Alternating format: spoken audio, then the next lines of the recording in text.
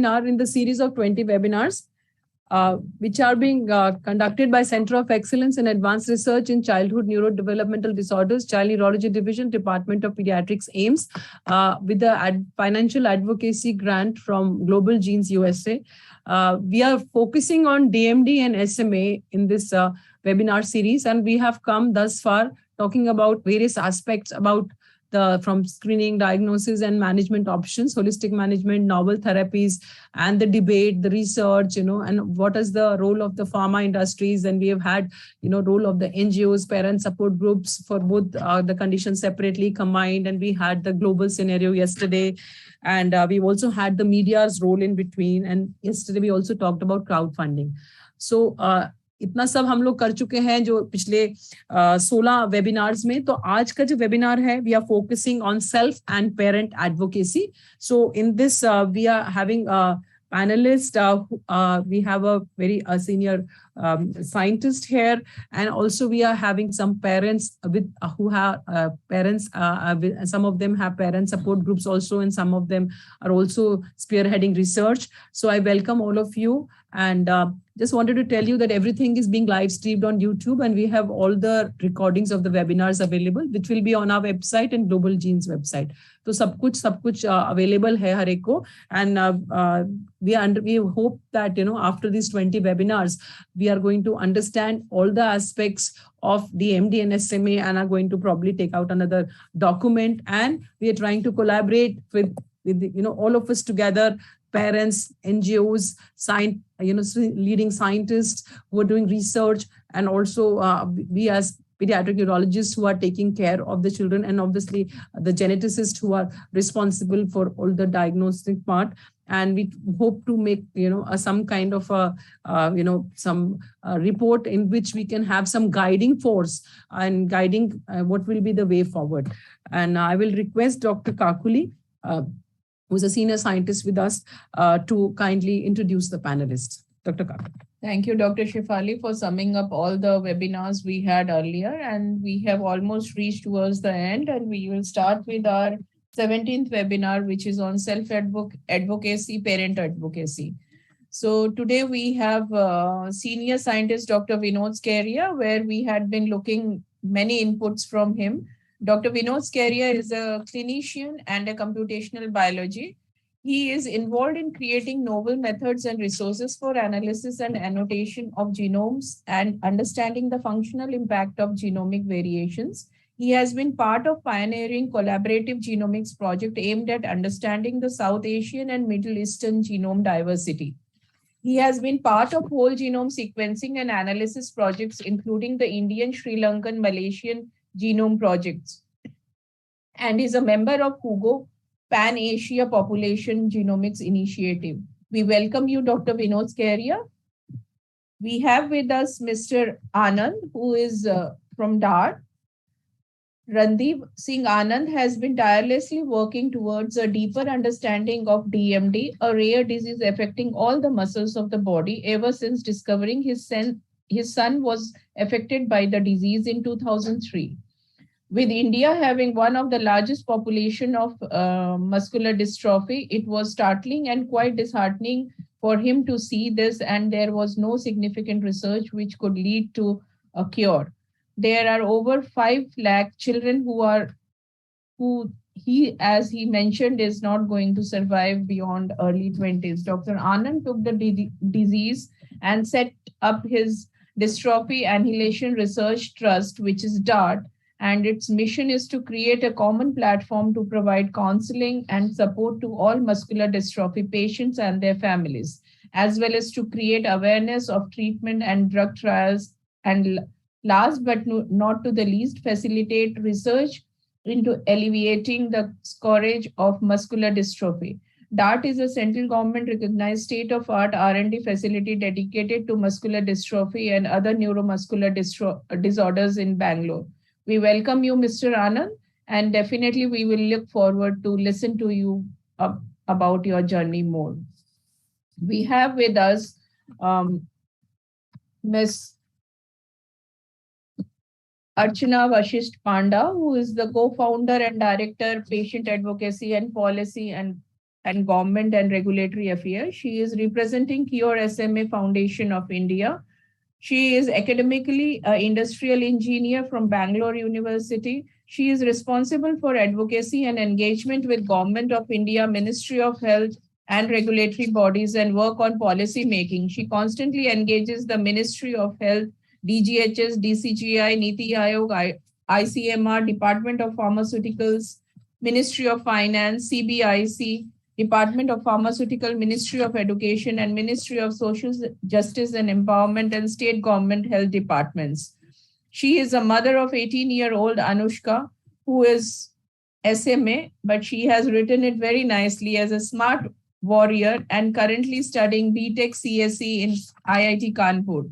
She has also mentioned that raising Anushka was with SMA in all these years has been great experience. We welcome you, Ms. Archana. We have with us Ms. Sharmishta Preetham.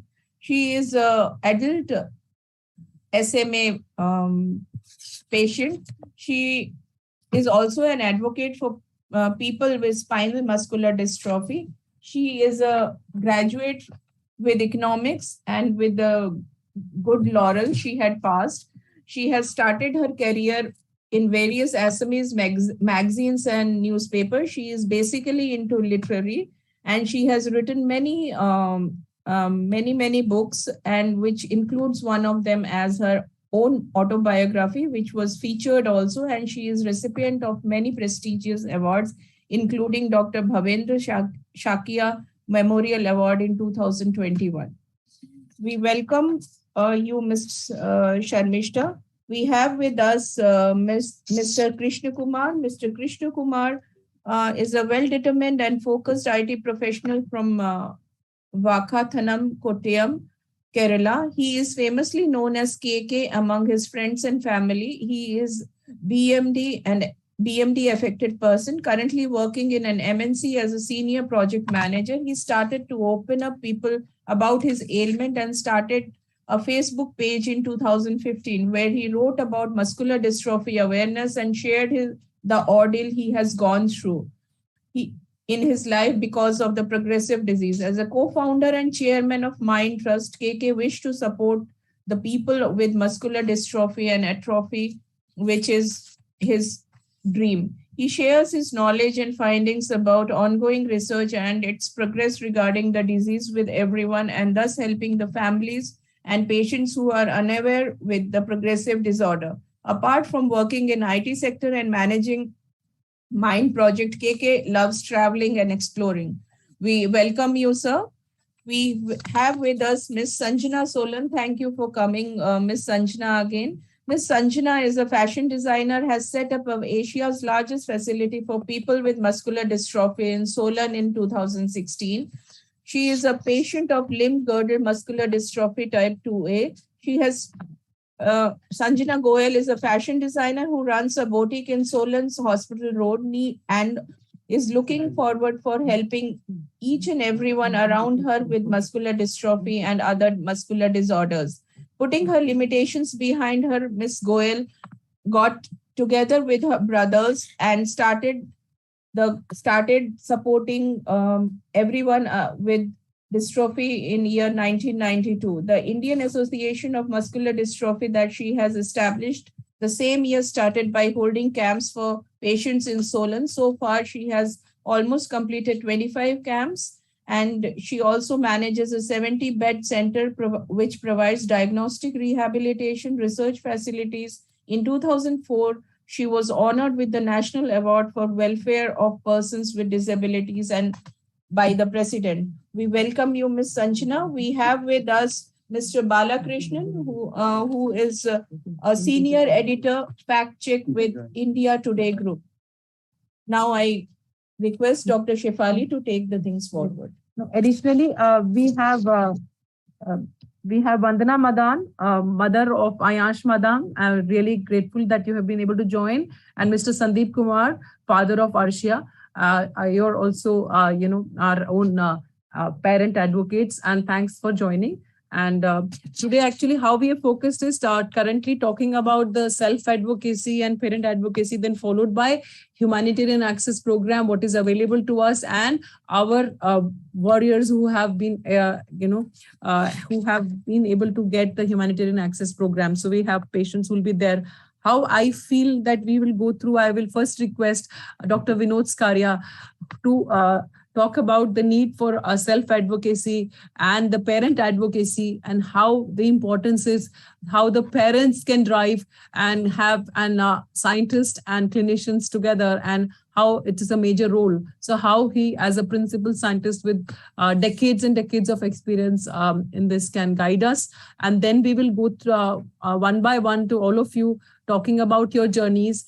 And I would rather appreciate that how you could circumvent the challenges. Please flag कि problem क्या हुई, लेकिन उसका solution क्या निकला, and अगर हम कोई problem face कर रहे हैं तो उसका solution क्या है. So please flag the problem, लेकिन उसके साथ उसका समाधान क्या वो करना है. Together we have to come. आप लोग अपने आप कर रहे हैं, अपने आप लोगों ने, किसी ने रिसर्च एरिया में, किसी ने किस किस चीजों में, कईयों ने अपने सपोर्ट ग्रुप्स बनाए हैं. पर अगर हम सारे के सारे जुड़ जाएं, अगर किसी वे में we all are together, so we can understand the impact we can make. And I request you, yesterday we had that global scenario webinar.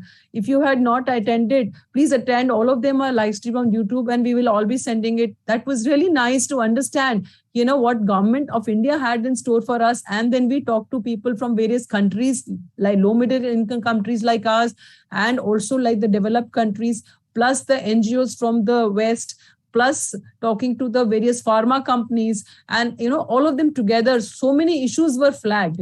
So I think it's very important. And so Dr. Vinod, all yours. Thank you so much. Thank you very much, Professor Shefali. I hope I'm audible. And thank you for the opportunity and the invitation to join in this August audience.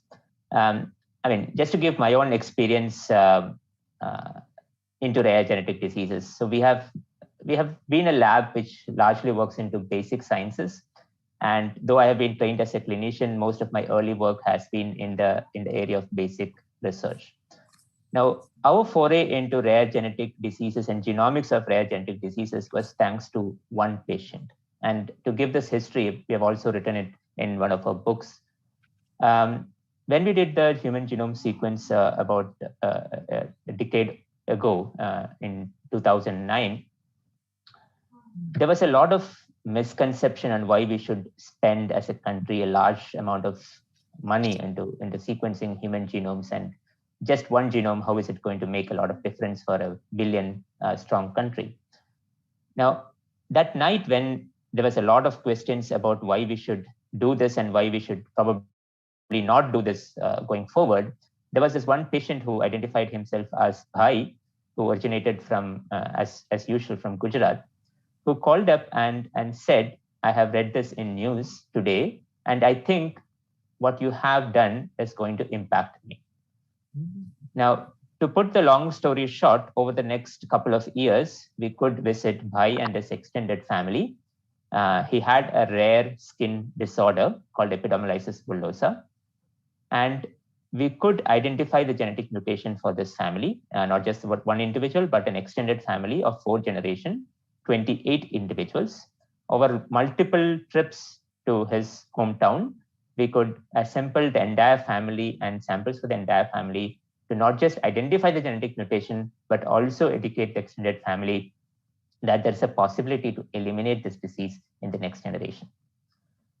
Now, just think of it, that is the power of one patient and one individual to actually start a program on genetic diseases. And today, to put numbers with 300 odd collaborators from 70 different centers, not just in India, but across Southeast Asia, Middle East, and now in Africa, we are probably one of the largest rare genetic diseases program in this part of the world.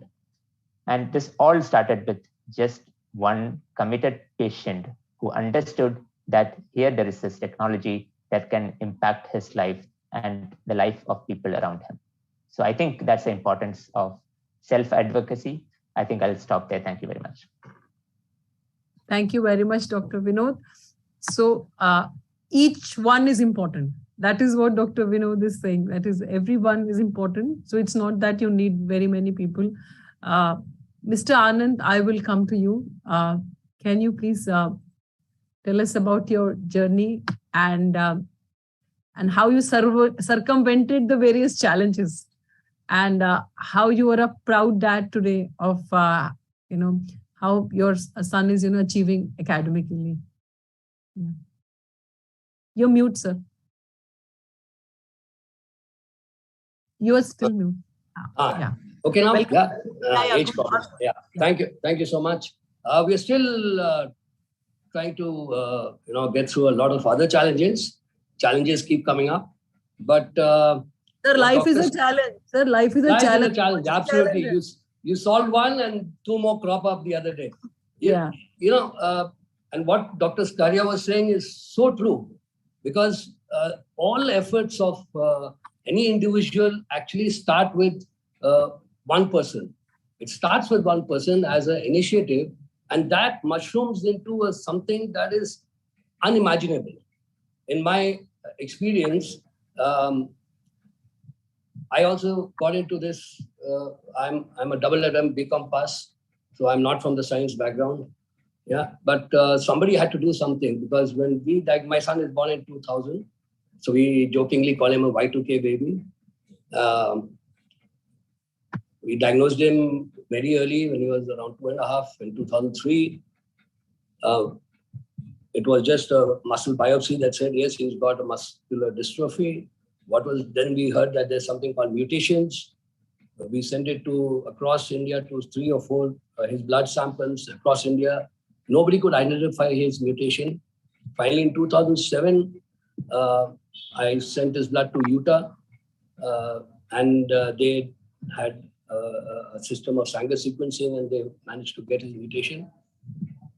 Now, so diagnostics, it all starts from there. Only if you know what the problem is, can you get around to trying to solve it. Then I started looking around what was happening in India and what research. Unfortunately, even Google didn't have much at that time. Then I started looking around the world. There was some research going on. I met some scientists and I set up a research center in Bangalore, basically to see what we can do for my son. And at that early stage, what was being told to me was that whatever little compound, whatever they were doing research in the US and wherever, would be just trying to slow down the progression of the deterioration, the disease. And that would be coming up to around 13 crores at that time per kid, per year, taking his weight and everything. Who's got 13 crores? We are in India, we don't have a system, a health system that backs us. No insurance, no government policies. So that's actually what got me going to say that let's try to do, because in India, and I firmly believe we have one of the best minds in India. They leave us and go abroad because of lack of opportunities or some other compulsions.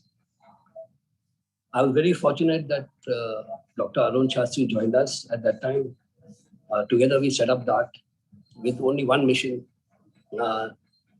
Daycare, management of the disease. There were many centers. Dr. Sanjaram ji is there, and so many other people are doing some wonderful things. But nobody was really looking at getting some meaningful form of treatment. And I said, okay, let's go for the kill now. So we set this up in 2012. Our team worked day and night. We got our first, because everybody here would be knowing that it's all mutation specific. So we were very fortunate to get a hearing from ICMR at that time. And they said, okay, let's do one safety study for the drug that you have done. So we did that on my son, because first I should see if it works for him rather than trying to use it on somebody else. And all the safety and all the studies were done on his mutation, which worked. Once that started happening, and from 2013 to 2015, by the time we were actually setting up DART, word started getting around that there's something happening in Bangalore. A lot of people did approach, a lot of people did connect, a lot of people did come. But unfortunately, what I saw was that everybody wanted that quick fix. They wanted to go for the treatment directly. There was no support for research, neither from parent associations, neither from the government at that time, but government did help a bit, so I should not say that. There was, we needed to work. The one person trying to do something for such a big problem was very, very challenging. Fortunately, some parents did get together. We managed to do something. We set up our own physiotherapy center. Now we've developed a drug that's going in for clinical trials. We got approval. We set up our own manufacturing facilities just to bring down the cost of the drug. So we've done A to Z everything. And in this whole period that we have reached here today, the one thing that I see the difference between my son and so many other kids is that it's a two-way street. When he comes to my lab and he's seeing what we are doing for the last so many years, trying to get something going for him particularly, and of course for other children, that motivates them, these children also, and all the other children who are part of DART. That motivates them to, start achieving so much more. Now, if you look at my son, he was a topper throughout his life in school. He was going to a Delhi public school in Bangalore, which has got 7,000 children, normal school. Class 10, he topped Karnataka. Class 12, he topped Karnataka. Class 12, and I must say this with a lot of pride, like Dr. Shifali said, he was elected and selected as the first differently abled child on a wheelchair as a head boy of the school. A 7,000 strong school. Amazing. Where does he get all this confidence from? Because he sees that there are people in this world who are struggling and doing something and trying to get something done for them. Now he's doing his BSc in Ramaya Medical College, 100% scholarship.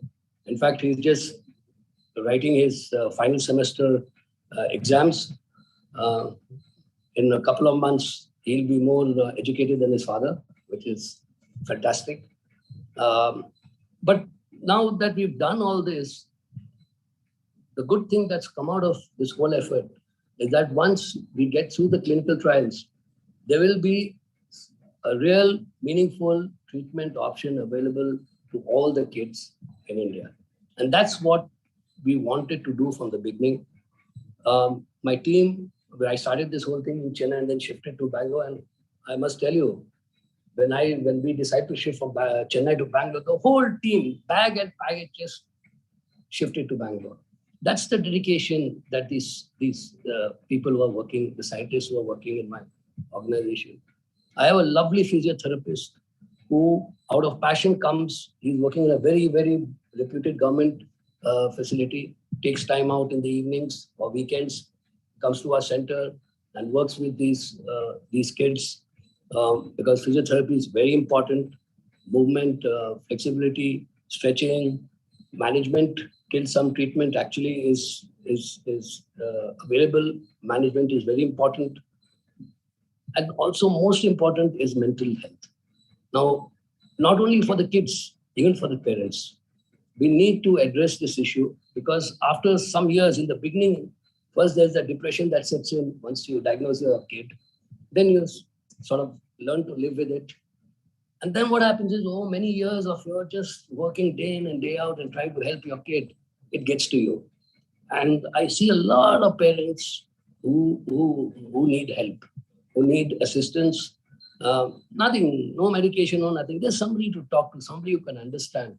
So I would request Dr. Shifali that if they can actually start a program where parents could be part of a group who can bounce problems, share solutions. Somebody may have done something. Over the years, my son is 22 now. He had problems before. He's got some new problems now. And we being a little in the older generation, if we can come up with solutions that will help the other kids who are, coming up the line there, hopefully they don't have to go through all this.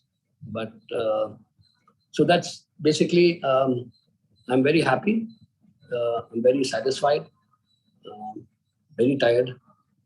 And but still, we will keep fighting, we'll keep moving, and we'll make sure that, and of course, the icing on the cake, the last thing that I'll leave you with, is that now this platform that we have created can be used for other neuromuscular disorders also. DMD was our prime focus. Our file is already in the drug controller's office for SMA approval. We are looking at ataxia now. So there are many multiple treatment options that can be developed. Platform is ready. We are ready. We just need the patient organizations of these other things. And we have brought down the cost of whatever available in the West to less than 10% in India. We plan to reduce it further because this is taking only 100 kids into account. Once we have a bigger cohort, obviously the cost will come down. The idea is to get it down as cheap as possible, that even that Tempo Fellow's son should be able to afford it. It's not his fault that he's born in that, not financially affluent family. So thank you, Dr. Shefali, and look forward to more engagements with you. Thank you. Thank you, Mr. Anand. Thank you so much for your such a challenging and wonderful journey thus far. जो आपने coping strategies वगैरह है ना, उसके लिए we are having the 20th and the last session is on family counseling and coping strategies. Oh, and wow. before you have a, I don't want a burnout of the parents. Abhi shuru mein you start, but point is कि if you see a typically developing child जो है, उसमें आपको maximum support you have to give the child in the infancy and the earlier years, right? And that time you are young. But the problem with special needs is the amount of support जो आपको उनको देना है, वो बढ़ता ही जाएगा with their advancing age. And the parents are becoming older.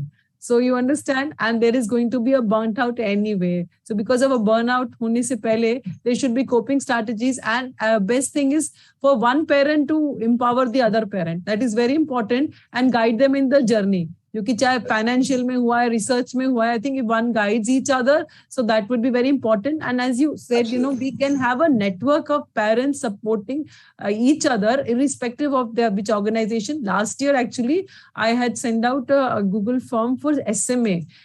For many, that was for doctors as well as all other allied professionals as well as parents. But that is not been, we've done it. There were a few of them who joined, but we have to just take it further. So we may start that DMD and other muscle dystrophies, another one. Then I would like one of the parents can lead it, and they can keep changing 6 monthly or annually, because nobody can take a burden. Itna sabko lagta na ki itna burden kya hai. And for autism, we started a Telegram group also, in which we are also there, but parents are communicating. So like this, if we have a Telegram can be made for around 250. So we can have somebody, so somebody can volunteer of DMD, and we can take a volunteer from today itself, because when we finish it, we're going to wind up this thing, and we can have a Telegram group also created, in which one person can be, you can keep changing 3 monthly, 6 monthly, annually, jitna bhi just, so that it's not a pressure on anyone. And एक तो pressure नहीं हो, और दूसरा कोई सोचे नहीं कि dictatorial है. It has to be each other to help each other. So whether you wanted DMD and muscle dystrophy separate or all of them combined also, because the nuances are, the issues are actually similar. So that can be decided by the end of the session today. Yeah, and actually we have the other session is also actually a sort of overlap of the humanitarian access thing, because that's the only thing we have had access in India so far, so that is why we have parents discussing the experience. And I wanted to I wanted to also welcome my colleagues, some of them who had done the DM earlier here and have gone from here to other places. Some of them are continuing to be here, who have provided the basic support for, between liaising between patients and, all the humanitarian access programs, and tirelessly making SOPs and protocols which have been in place. Lieutenant Colonel Rahul Sinha is there, Sonali is there, Ankit, is there, Shayoni Chaudhary, Arvinder, Rishi, Richa, Sakshi. All of them have been working tirelessly, because we'll be talking about few of our own experience, only brief one representative from all the three categories when we begin the next session. And they have been our pillars of strength. So I will ask them to also speak up once you are there. And, they've helped in some trials also. They have been involved with the trials because we've just finished a PTC trial on ataluren.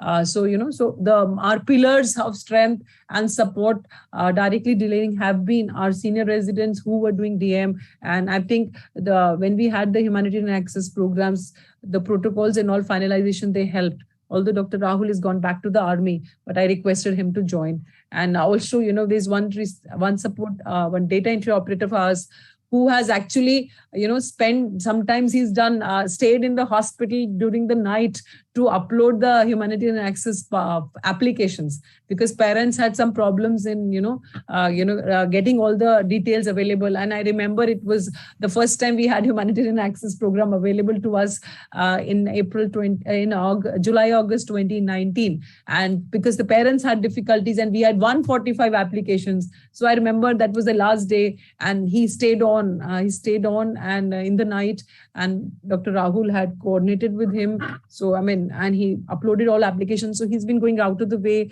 Vinod, who has been doing. So I'll have him also to speak because he interacts with the parents as a maximum. Right. So thank you so much, Mr. Anand. I will now. Thank you so much. Yeah.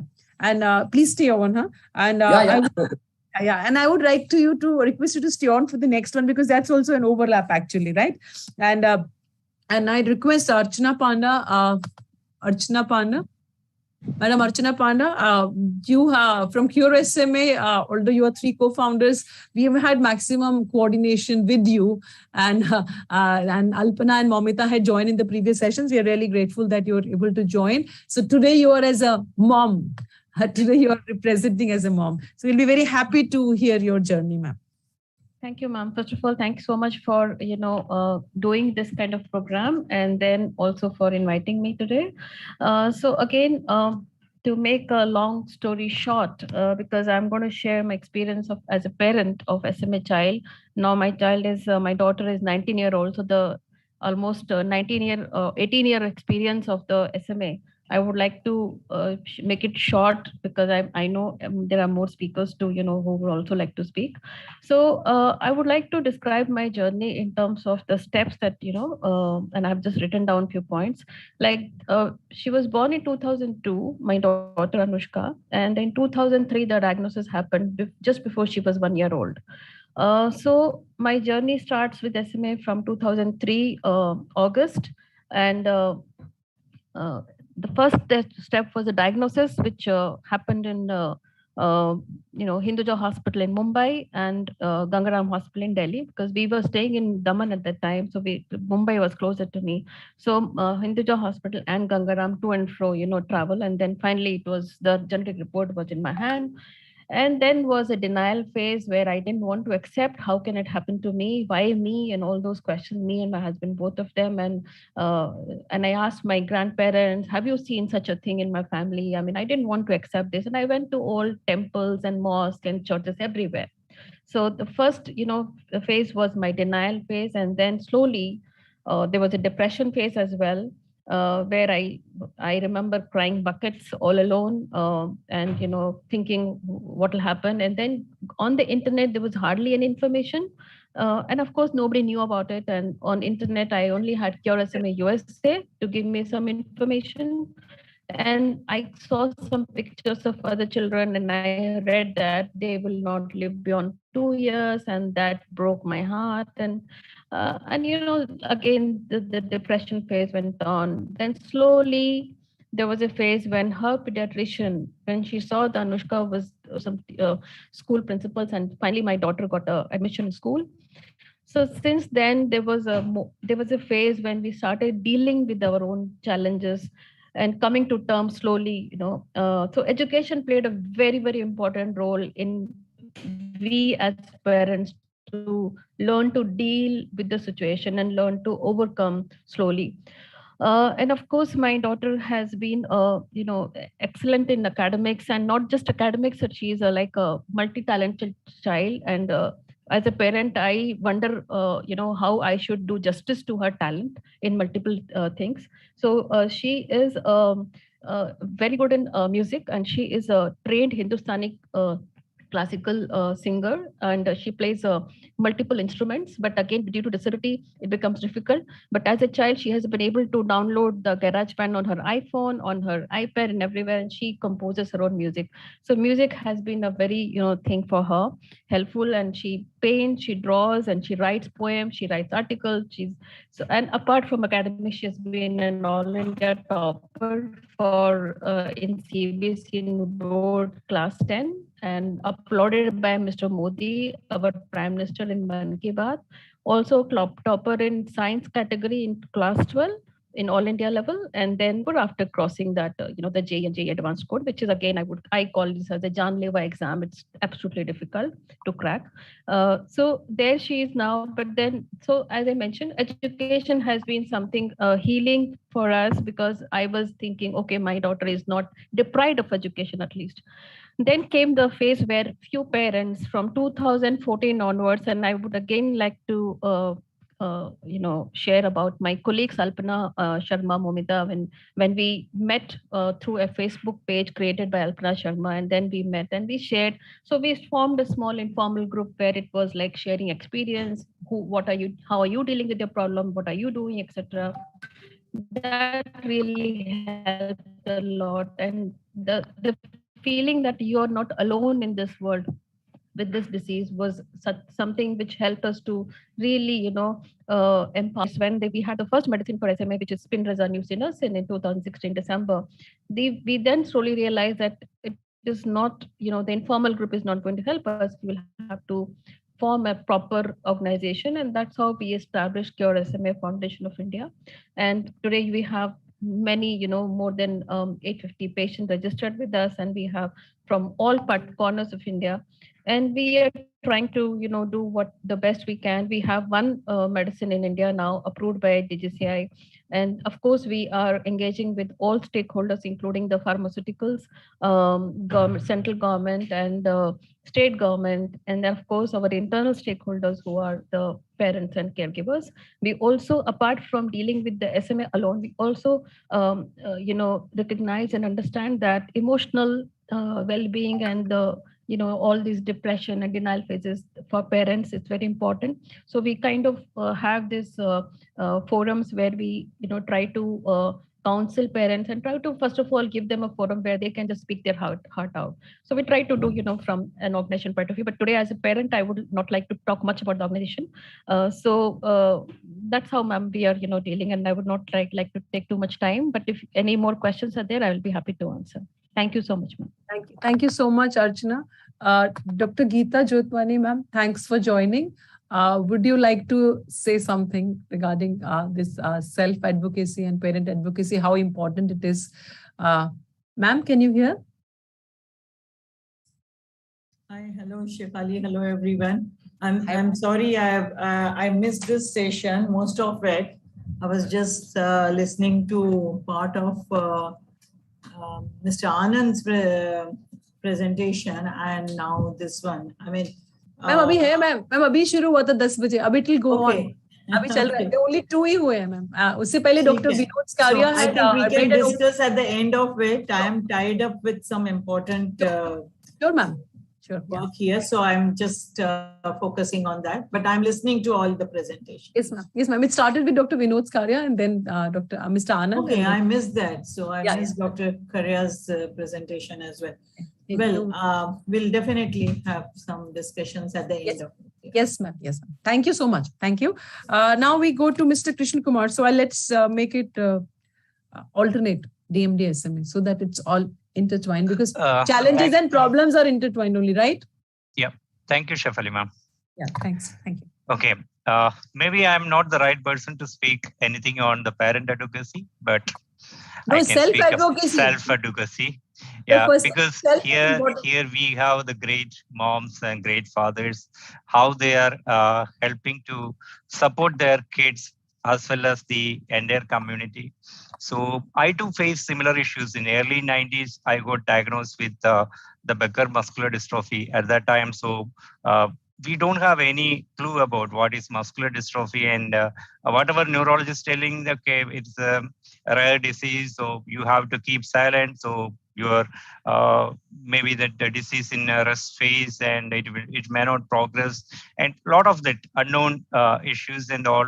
And the early phase of life, even I never interested to talk about openly to the muscular dystrophy, because I having a rare disease called muscular dystrophy and all. But that created a lot of problems in my life. So it is like every day it's a challenge. It's okay. It's a part of like, because we are closely working with an enemy. It's like living together with an enemy. It's a very difficult situation. That is what I would like to say about the muscular dystrophy or any kind of the neuromuscular diseases.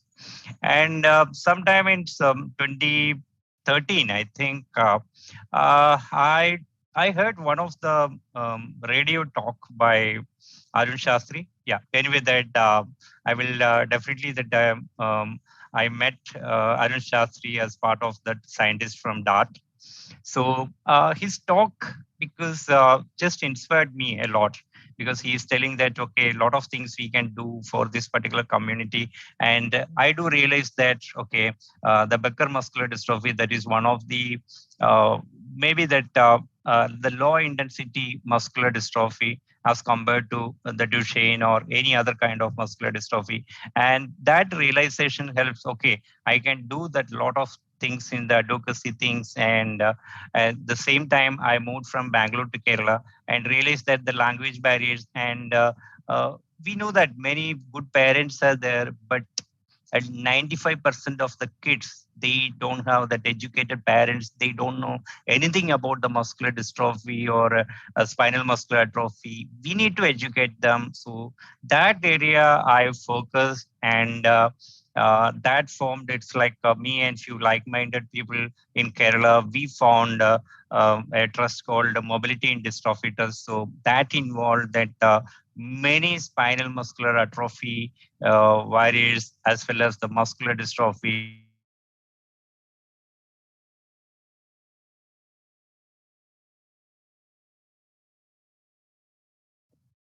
Mr. Krishna Kumar, we just lost you for a moment.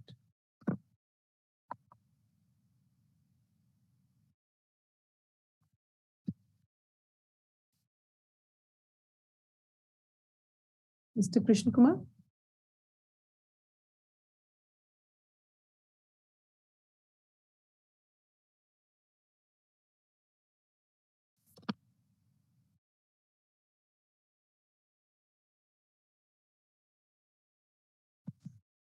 I think there was some connectivity issue. We'll just wait for a second if he joins. Yeah. We lost you. We lost you. Yeah, it's like some internet instability. Is it audible now?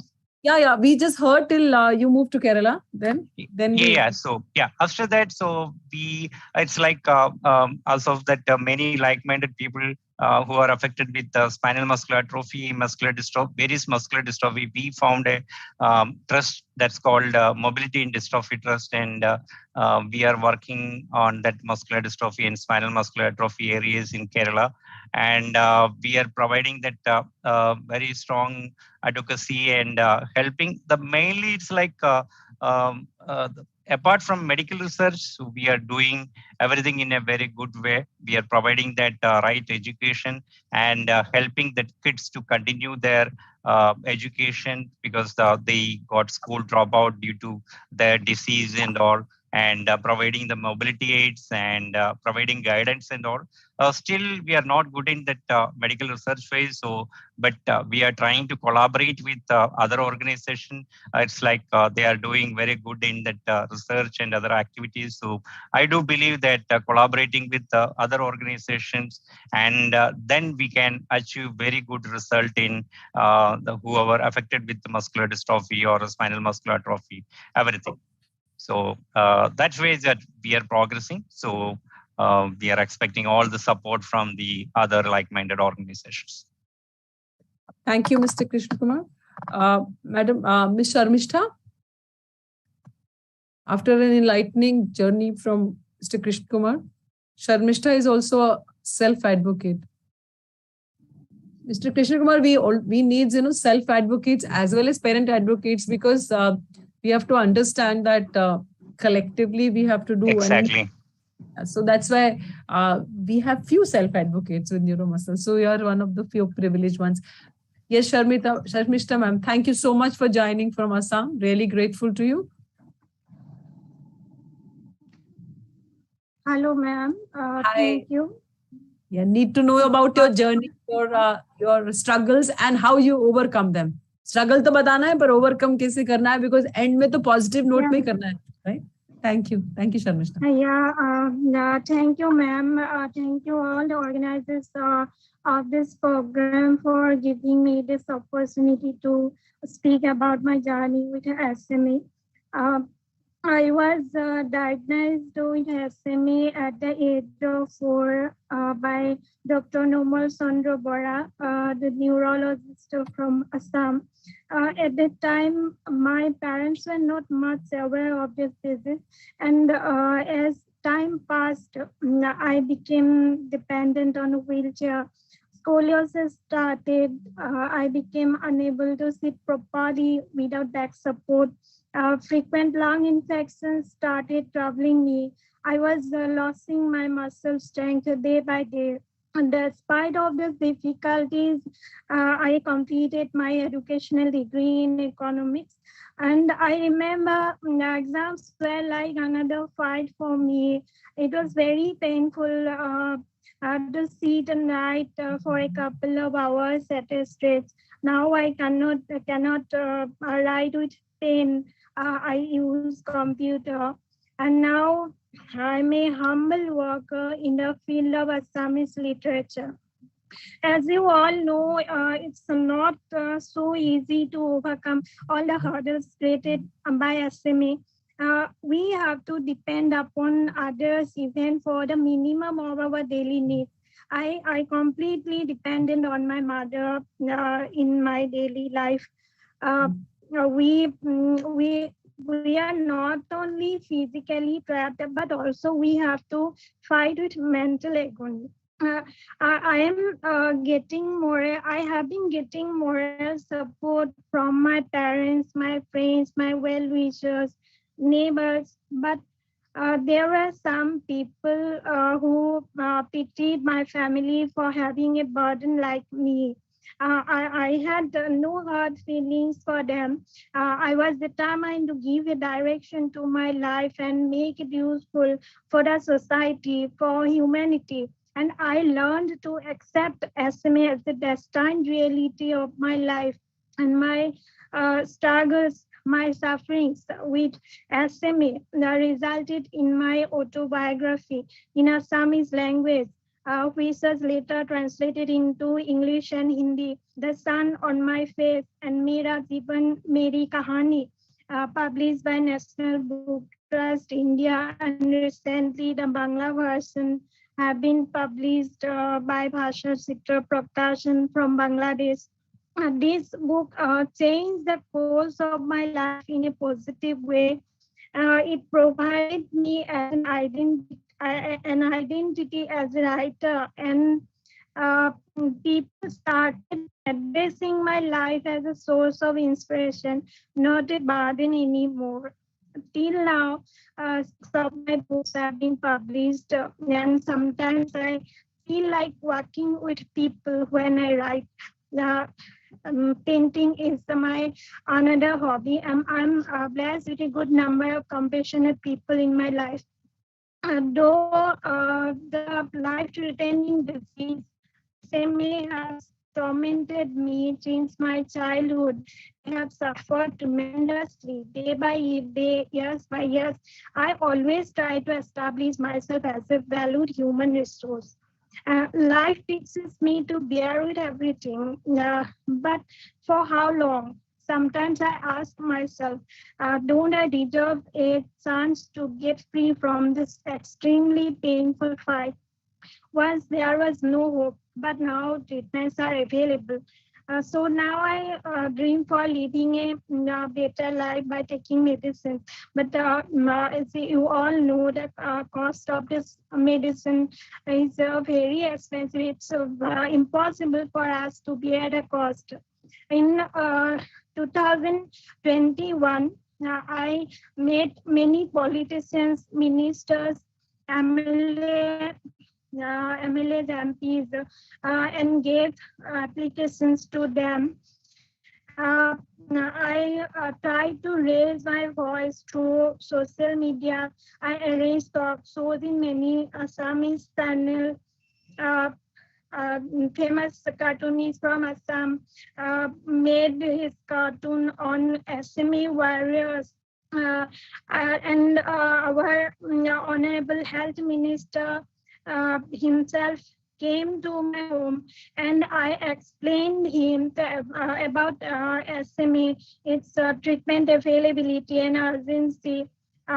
Our MP, Mr. Bodulu himself came to meet me, and I tried to sensitize him. And after listening to me, he met our co-founder, director, Arsana ma'am, and after that he gave our letter to Union Health Minister, and I also made our CM sir. He provided small amount for me, but that was not enough.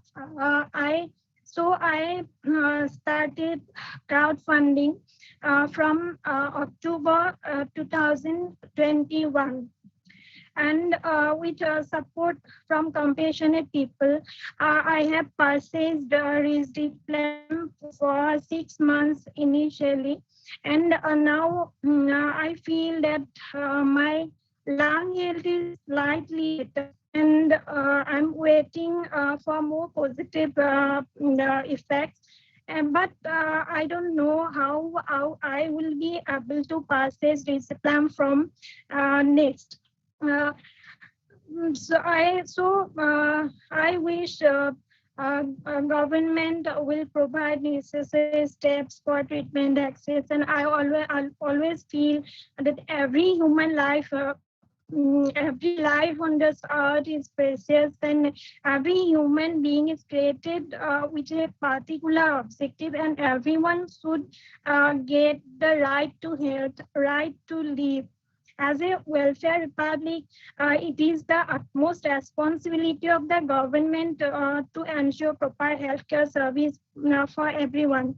And so I hope for a permanent solution. I wish every SME warrior will become fortunate to get treatment. And I wish people would become more supportive towards the SME warriors. Until then, we have to make awareness, we have to raise our voice, and we have to fight together. And I would like to say one thing. In this journey, I get much support and proper guidance from Cure SME India. Cure SME India doing a lot for the SME warriors, and I feel very proud to be a part of this organization. I hope for the best. Thank you all for listening to me. Thank you so much, Sharmishta. It is very important and very crucial. आपका जो journey है उसके लिए बहुत important है सबके लिए, encouragement के लिए. Now I will request Mr. Balkrishnan, who has had the challenge, responsibility of having both his twins having Duchenne muscle dystrophy. Mr. Balkrishnan. Yeah, thank you, Dr. Shefali. Thank you for inviting me. I was listening to all the panelists, and wonderful how wonderfully they have been dealing with the challenge. And it's quite a learning experience. As you said, rightly said, that I still remember the devastating day 8 years back when I got to know about about one son. I have twin sons. So I got to know about that, and it was a series of from visits from one doctor to another doctor to another doctor, and then a series of tests. And then finally, one doctor suggested that if I have a twin son, then I should also get the other son tested. And then we got him tested, and it confirmed that both my sons have DMD. So, which was very devastating. And when I look back at those dark times when it took a lot of time for me and my wife and family to recover from that mentally, because we hardly knew anything about DMD at that point of time. And then I mean, it was like totally dark. We didn't know where to look, go, whom to consult about this. Most of the doctors even hardly know anything about this. So then somebody suggested rightly so that you should go to AIIMS, and then that's how fortunately we got in touch with Dr. Shefali at the very, very early stage, and got the right guidance from the very beginning. We have been dealing with this. It has been difficult. I mean, initially, I remember when we first got to know about this, then we thought that probably the school is going to ask us to take our child out, because that is quite serious disease, and the school might have said that we can't take care of these children. But fortunately, the school turned out to be very kind and very supportive. And so my kids now in class 10th, they still go to school. The school is very supportive. They've made special arrangement in the school to help them. So life has been going so far, and we recently, when there was Etalurin, we kept on reading, doing research on what is available elsewhere in the world, and that is when we came to know about this Etalurin, which was a drug which was in trial. And then finally, when it came to India, it came to AIIMS, so we got both of our kids admitted to that. And the trial is over, and thanks to Dr. Shefali, and that even after the trial is over, she managed to get these medicines for our kids on a humanitarian basis. So we have just started getting those medicines again. We are not sure whether, I mean, there are trials still going on, and I think that nobody knows for sure to what extent Etalurin is helping, but I think that to some extent, definitely it has helped. We have regarding the how we have been dealing with this, that there is a DMD group of parents, a DMD group, so people keep on sharing their learnings and also how they have been able to deal with the challenge. So we keep on sharing some things that one parent might have found good or bad. One thing that we have seen is that when people get hit by it, most of the people obviously have no idea, because this is a rare disease and they have no idea what they're dealing with. So then they tend to look for some quack or some magic medicines, some homeopathy, and things which are not. I have also come across parents after we got to know, after we got into that group, that people think that go to this Baba, go to this Hakim, go to this homeopathic doctor. In fact, I have also visited some of them just to see, I have never tried those medicines, but just to see what they are doing. So one experience that I have learned is that it's definitely a challenge. Whatever we say, there is a burnout and you get mentally tired of how to deal with this. But at least one thing that could be done, and that the parents and the doctors can help doing the parents, is that they do not fall in trap of any unscientific treatment or quacks or some Baba or some Puri. I mean, if you just Google it, the internet is full of people who claim to do something. They can claim it. I mean, there are people who say that they can cure it. I have come across homeopathic doctors who claim that they have cured DMD, which obviously is not right.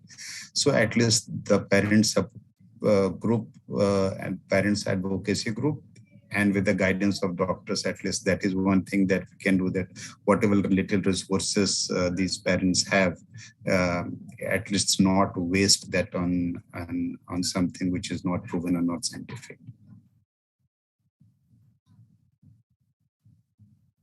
matlab the best point was whenever you came to know about these allied treatments, you came back to me. You remember you got some medication also from somebody, and then we had sent for a screen into the pharmacology, if you remember. Correct. So it is important that we have to, a very important message you sent, that we should not be, be emotionally driven and go and start those things. You remember we had a long discussion, and then we had sent for the screening of that medication, that so-called Ayurvedic, some preparation without label, right? So we had done that. So I think it's important. There is no magical cure, and that is the point. Problem is that even educated parents, it's not that only uneducated, because educated parents like all of you, so educated, highly placed, still we get swayed. Why? Because we have a hope, but there's a hope inside कि कहीं ना कहीं कोई miracle हो सकता है types, So, but we have to understand that scientific evidence has to be kept. Only your heart cannot rule. Brain has to be involved. So you have to go back to your doctors and try to see whether there is any evidence for the same. अगर कुछ promising है, तो we have to ensure we get research done in that area. But just do not try on our children, because they can be harmful also, benefits of it. I think that is something very nice you have said. And another thing is, one child, but having both children having problems. And I think supporting each other, husband and wife should complement each other rather than putting it on one person. And that is why I thought, and we'll have that coping strategies one in the last 10th session, because that is most important. Thank you so much, Mr. Balkrishnan. Now I'll request Miss Vandana Madan, Ayansh Madan's mother, to kindly share. You have logged in with your name, so I don't know whether mom or dad कौन share करेगा. जो भी करेंगे आप please करिए. Vandana Madan. Hello everyone. हाँ जी, hello. Welcome, madam. हाँ जी, please. हाँ जी. I am Vandana, mother of Ayansh Madan. Ayansh जब 8 months का था, तब उसे हमें पता चला था कि अयांश को SMA है. और अयांश की जर्नी 2021 में दिसंबर से स्टार्ट हुई. 2021 अयांश को जब SMA पता चला, तो हमें खुद नहीं पता था कि SMA होता क्या है. SMA जब हमने फिर एम्स में विजिट किया, तब हमें डॉक्टर ने समझाया कि SMA एक रेयर डिसीज है, और इसका जो ये प्रोग्रेसिव डिसीज है, जिसका ट्रीटमेंट मतलब कि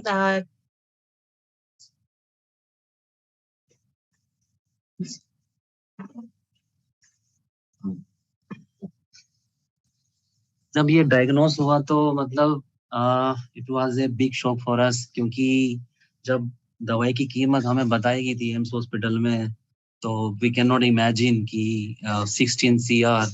और दैट टाइम मतलब हम रियलाइज नहीं कर पा रहे थे कि क्या किया जाएगा. उस वक्त कोविड भी चल रहा था, और हमें काफी सारे डॉक्टर्स के फॉलोअप भी लेने होते थे. And we had also second baby.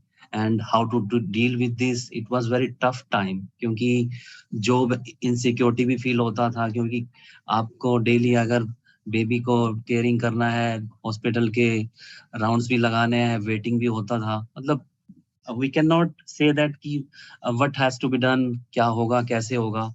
That time then we visited AIIMS hospital multiple times. Doctor Sioni, doctor Shefali ने जब गाइड किया कि ह्यूमैनिटेरियन ग्राउंड पे कुछ हम इनके एक्सेस प्रोग्राम पे रजिस्टर करते हैं, तो उसमें फिर हमने स्पिनरजा के लिए प्लस में जोलजैंसमा के लिए सिलेक्ट वो फॉर्म फिल किया था.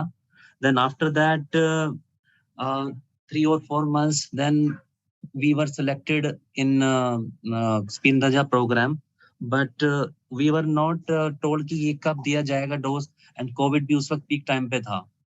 Then we got a suggestion from multiple parents कि क्राउड फंडिंग में जाओ. तो क्राउड फंडिंग का तो हमें बिल्कुल एक्सपीरियंस नहीं था कि कैसे होगा, क्या होगा. बट एज ए पेरेंट्स हम बच्चे को देख नहीं सकते थे, क्योंकि जो कंडीशन थी वो डिटेरियोरेट हो रही थी डे बाय डे. तो क्या किया जाए, कैसे किया जाए. Then we participated in crowd funding.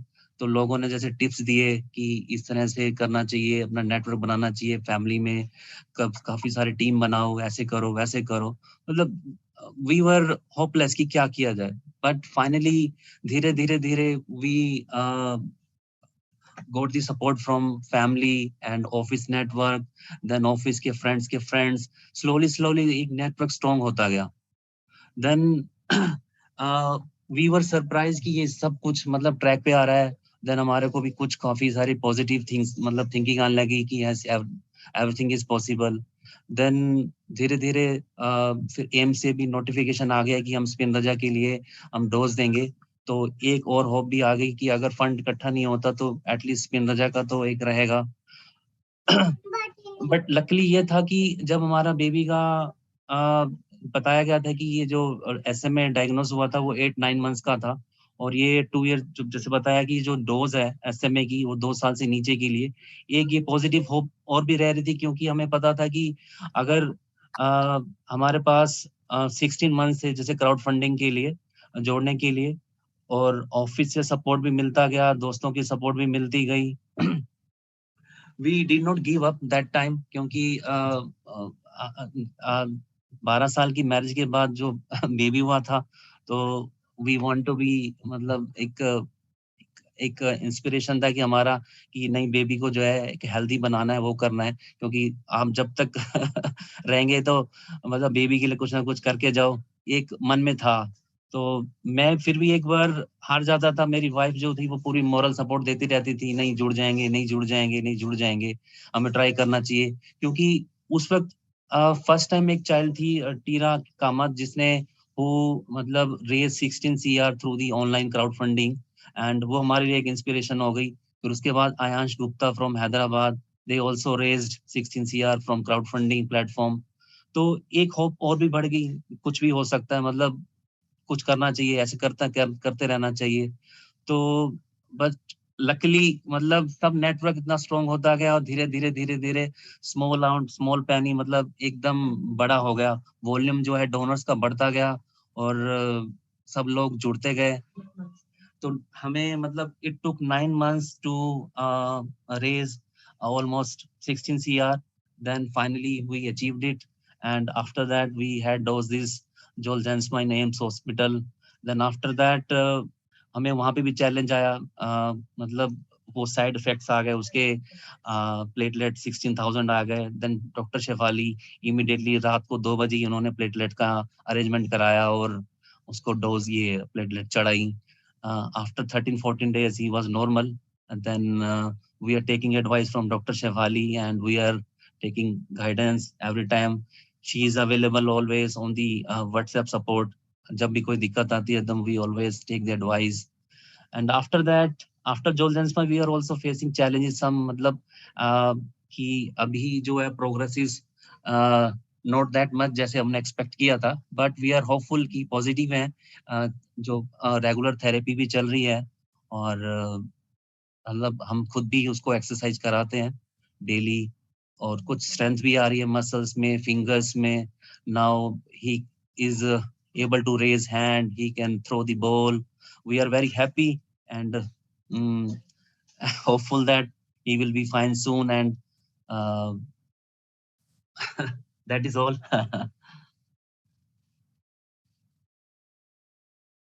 Thank you so much. Then finally I would say that सभी parents के लिए कि अभी पॉजिटिव रहें. अभी काफी सारे डोनर्स जो हैं मतलब they are ready to help SMA patient and DND patient and most of the patients are raising funds for RISD plan and they are getting help from everywhere. So I would say that yes, stick to that and believe in crowdfunding that मतलब काफी सारे लोग हैं जो they come together to help everyone. Yeah, that is all. Thank you so much. Thank you, Mr. Madan. One thing is there कि parents like you all have to encourage everyone. आप समझ रहे हैं जो भी struggle रही है, the challenges are there.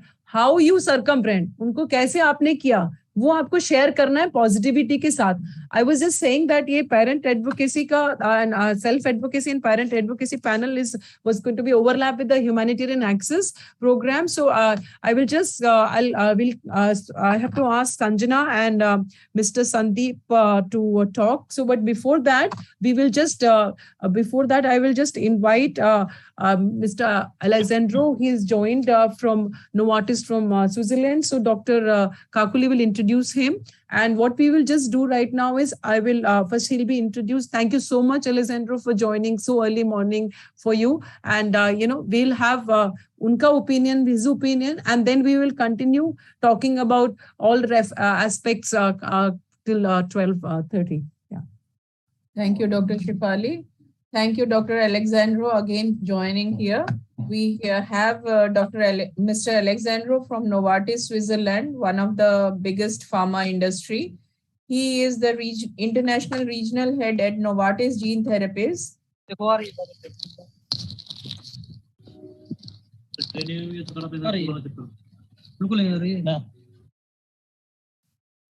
There was some voice in the background. We'll start again. We have Mr. Alessandro from Novartis, Switzerland. He is the international regional head at Novartis Gene Therapies.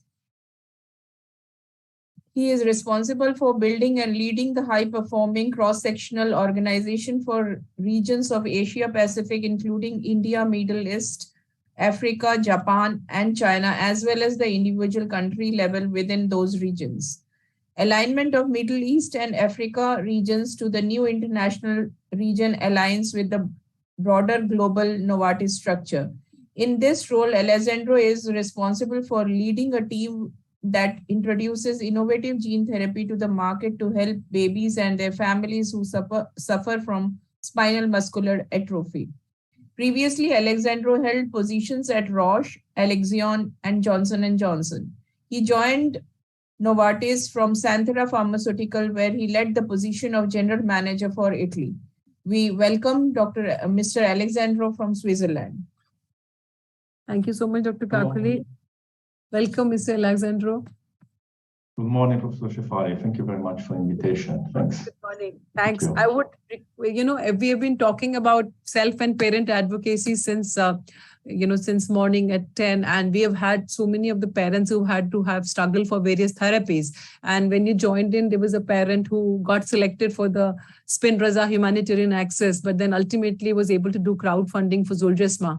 Yesterday, we had a session on crowdfunding, and we had from the two major platforms in the private side were on board, and the government had made presentations. You were there in the morning one for the global scenario in which the government of India initiative was presented. But then after your session that was closed, we had the next session on crowdfunding. So basically, the issue is that humanitarian access is only for the time being. It is not viable option either for the pharma industries and all. So we just been discussing on that. So just wanted you it's not simple, and there's a lot of cost involved to the company as well. So it is, it's there for a temporary thing. You will obviously be shutting it down soon. But it's been more than 2 years, because our first patient in India we had given gene therapy was on 29th May 2020. I remember January 2020 you started. So we had applied for that patient. And now, we were always told it's going to be annual, and it's gone on being extended. So what is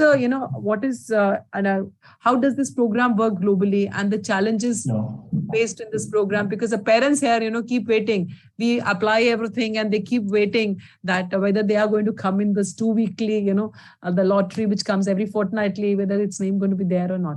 So your global perspective to that. Yes. So thank you, Professor Shefali. Yeah, indeed. I think this was, we actually announced the program in December 2019, the Global Managed Access Program. And this was, even today, is still the first one-time gene therapy Global Managed Access Program from a product of this scale. We made available 100 doses, up to 100 doses every year. And we treated actually in 2020, 100 patients, additional 100 patients in 2021. And we keep our commitment to treat 100 patients, up to 100 patients this year. Just to give you an idea of the scale of the program, as of today, we treat nearly 250 babies across the world with this program. And this is around 10% of all the babies who've been treated with gene therapy in all the markets. So today we're talking about 2,300 babies treated with gene therapy and this global managed access program represents more or less 10%. So there's a big scale program. I think what we always said at the beginning, because of course the demand and the request for the gene therapy was very big at the time we had a regulatory approval in the US. So we made a decision to help, to address the requests and the global need for the treatments based on some principles. And I think this is also important to mention, the principles of fairness, clinical need, and global accessibility. What does it mean? That means that we have to first consider what the patients that have access or not. So that's why these programs are run where we don't have a regulatory approval. And that also, these principles also, or the reasons why we had to do, how we actually we manage the allocation program, as you well know. The program today is running in 26 countries. We have patients from Africa, Asia, the whole Americas, North America, South America, patients in Europe and from the Middle East, and then of course, as you were mentioning before, we treat many patients in India. We are continue the program, and we are pretty pleased with the results. And of course, in terms of learning, as you asked me what has been also the experience, I think we had also some learnings, and we had to adapt the protocols during the last couple of years, because of course the conditions in the countries are changing. So we want to always make sure that we are treating and prioritizing the patients in greatest need, which means in places where there is no access at all to any SMA treatment. So when the products new treatments are approved, have reimbursement, and patients have access, then the patients will not be able to participate. Today, let's say technically in India, there is no, although many families are doing crowdfunding, still that there is no reimbursement or national reimbursement for any SMA treatment in India. Therefore, we continue with our global managed access program here in India. So I think that's like our overall picture. Has been, I think, a great experience, and is also very happy and glad to hear that many patients in India have the opportunity to be treated. Thank you so much. And we really appreciate Novartis' effort for treating so many patients globally, and the amount of cost attached. It's not only of the medication, which is really prohibitive expensive, but the other tests like the AV9 titers, which are sent to Netherlands, and all the transportation, which is also very costly and all. Thank you so much. We will now, I will just request Sanjana, who is a self-advocate for muscle dystrophy, to kindly speak about her journey, and then we will come to the humanitarian access, in which Mr. Sandeep will be starting when we start from the patients. Mr. Sandeep, we will ask you as the first parent to speak, and really grateful to also Mr. Satish Kumar, Mr. Dhiren Lakwani, Mr. Vikas Dwivedi, and Mr. KP Singh for having joined as parents. So what we will do is after Sanjana speaks, I will just run you through one representative patient for all the three medications as humanitarian access. And then I will ask Dr. Rahul Sinha to say a few words, because he helped when we started the first humanitarian access program was inbuilt. And then we will go on to the parents and parents' queries and all. And then we'll come back to Mr. Alessandro in between for any support and guidance. So Sanjana, please. Thank you so much. Thank you, Dr. Shefali. My own journey, I'll start with. Schooling mera bilkul normal tha, because I had two elder brothers जिनको muscular dystrophy थी, तो उनके issues मुझे दिखाई देते रहते थे. तो जिस जगह पे उनको difficulties आती थी, मुझे लगता था कि मैं वो आने नहीं दूंगी, and I used to cope up very smartly कि ये मैं आने नहीं दूंगी अपने ऊपर. So I use to prepare myself beforehand. और आज तक भी मेरी नेचर में यही है कि कुछ भी आने वाली प्रॉब्लम होती है उसको मैं फोर्सफुल करके I prepare myself before hand. तो मुझे लगता है कि बेस्ट चीज़ जो है वो अगर हम अपने आप को बिफोर हैंड प्रिपेयर कर लेते हैं तो हम बहुत अच्छे से अपनी प्रॉब्लम के साथ कोप अप कर सकते हैं. ये नहीं है कि वही वाली बात जैसे सभी पेरेंट्स बता रहे हैं और सभी वॉरियर्स बता रहे हैं ये बात कि चैलेंजेस नहीं आते. Every day is a challenge, every moment, every hour is a challenge. तो 3 तरह के फाइट्स होती हैं जो मैं कैटेगराइज करती हूँ. एक फाइट होती है विद इन आवरसेल्फ, हमें खुद को हर पॉइंट पे हर मोमेंट पे लड़ के अपने आप से आगे निकलना पड़ता है.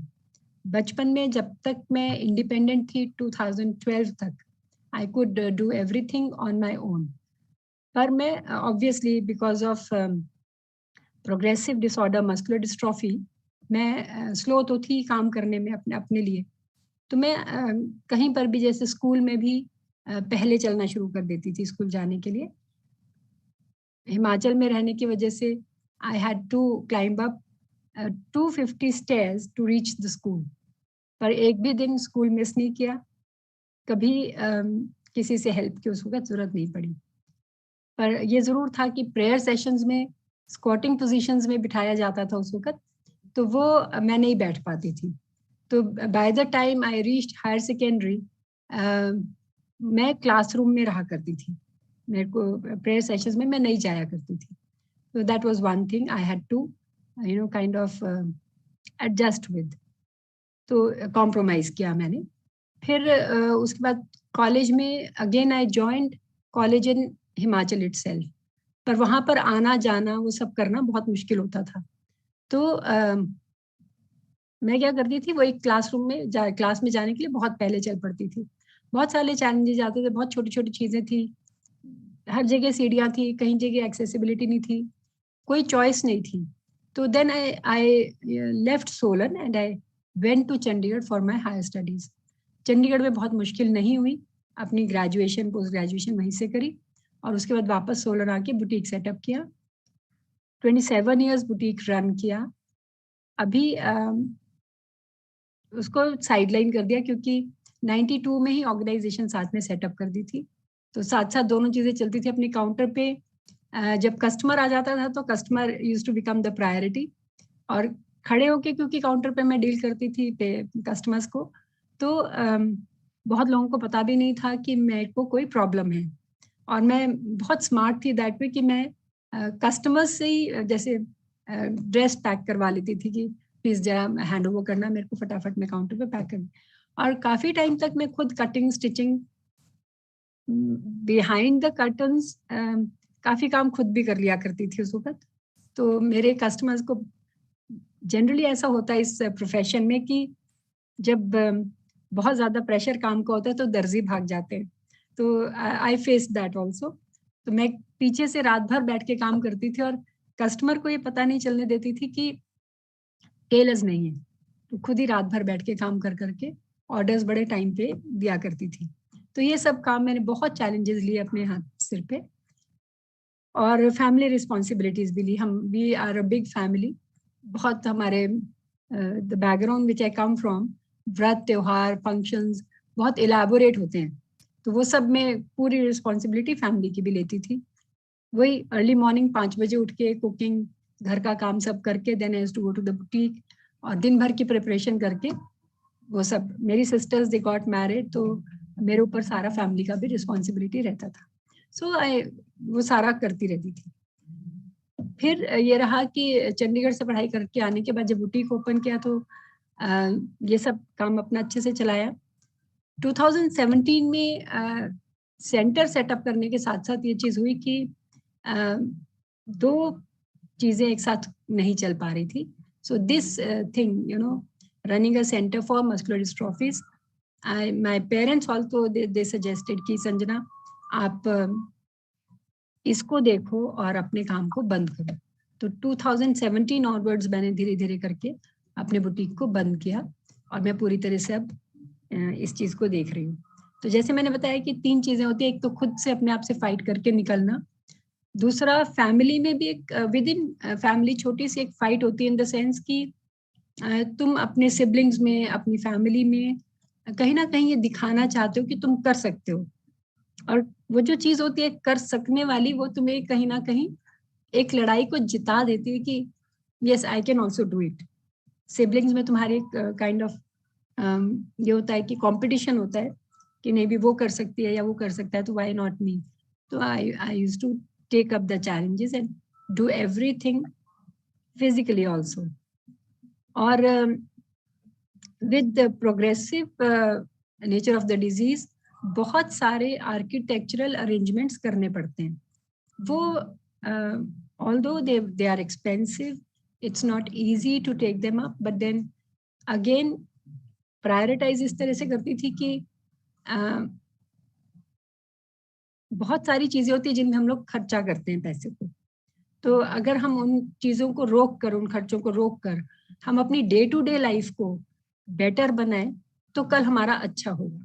कई बार हमारे लोगों में जनरली ये होता है कि कोई बात नहीं, कल इलाज आ जाएगा तो हम अच्छी जिंदगी जिएंगे, बट मेरा हमेशा यही रहा कि अगर आज अच्छा है तो ही कल अच्छा बनेगा। तो जो करना है वो आज कर लो, जो अरेंजमेंट्स करने हैं आज कर लो, तो कल अपने आप अच्छा हो जाएगा। तो ये चीज सोचकर बहुत सारे आर्किटेक्चरल अरेंजमेंट्स, अपने टॉयलेट सीट को चेंज करना, अपने घर में एक्सेसिबल एनवायरनमेंट बनाना, पावर्ड व्हील चेयर का यूज करके मार्केट प्लेसेस में जाना, खुद अपनी शॉपिंग करना, ट्रैवल करना विद द होल पैराफर्नेलिया। 2006 से लेके 1998 से लेके और 2016 तक ट्रैवल बहुत ज्यादा रहा। सेंटर भी सेटअप कर रही थी, बुटीक भी इस तरह का था कि मेरा सारा काम ट्रेडिशनल था। So I would travel across the country to gather the traditional things. Orissa जाके वहाँ खड्डी पे जो कपड़ा बनता था इकट्ठ, वहीं से लेकर आती थी। Rajasthan, everywhere I would used to travel. Sanjana ji, can we hurry up if you don't mind? Can you give important? So what I want to come up with the third fight is, third fight is with the society. So if you accept your challenges, if you accept everything yourself, then only society will take up you in the same way, in a healthy way. So you have to sometimes pose it. You have to, that you are happy and you are able to cope it up, and actually it happens कि आप उसके साथ जो भी challenges everyday life में आते हैं उनके साथ cope up कर लेते हो। एक चीज जो बहुत important है, I would like to share with the parents also and the people who are affected with any kind of neuromuscular progressive disorders, कि आप लोग you must hire caregivers. बिना caregivers के, क्योंकि parents they get tired day by day, बहुत थक जाते वो हमारा काम कर करके। तो with growing age and sizes of the bodies, we must take care of this thing, that we hire caregivers and we lead a good life, a dignified life. Thank you so much. Any questions? I'm always there. Yeah, thank you, Sanjana ji. That was a very important thing, a lovely journey with lot of struggles, and you have achieved so much, having your own boutique for many years and doing fashion designing, plus having an organization which you have made, an NGO for all muscle dystrophies, and a center you have made. That is really nice, and thank you so much. I'm sorry I had to cut you short a little bit because there are lots of more parents. I thought everybody should be able to share, and we have to talk about the humanitarian access program. And as Alexandro has mentioned that it was Novartis has done that and will be doing that, but it's not going to be on a long-term basis. That is why the series of webinars what we are having is trying to see, it's for financial advocacy, to understand how we are going to be able to generate the resources. That's why we had the government yesterday talking about it. Then we had Impact Guru and Keto talking about the fundraising, and we're just talking about how in the many parents' journey we have had humanitarian access. So because humanitarian access program in India has been available to us for all the 3 drugs for SMA, but for no drugs with DMD. So I will just be going through briefly about 1 patient each of our journey of humanitarian access program. And then I will, before I stood that, I mean, talking about our patients, we have had basically from Novartis so for the first time what we got was in July 2019. As I mentioned to you, Vinod is sitting here. I was telling you, Vinod with Dr. Rahul, and they have done on night outs to submit this the 145 applications, and the delay was not from their side. It was the parents were not able to give those forms which were there. Many times you don't have those Aadhaar cards and all that available for the parents and the certificates and already. So, but then they did a night out, and I remember there was the next day was holiday. Vinod stayed on.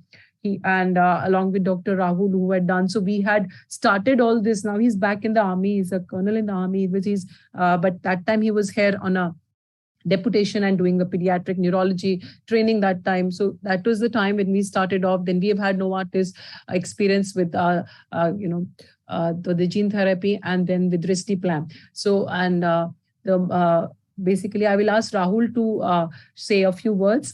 Then I will just share our experience, and then I also want Alessandro to mention certain things and comments. Because I have been telling, disability for any person is because of the medical condition the person has, plus the environment.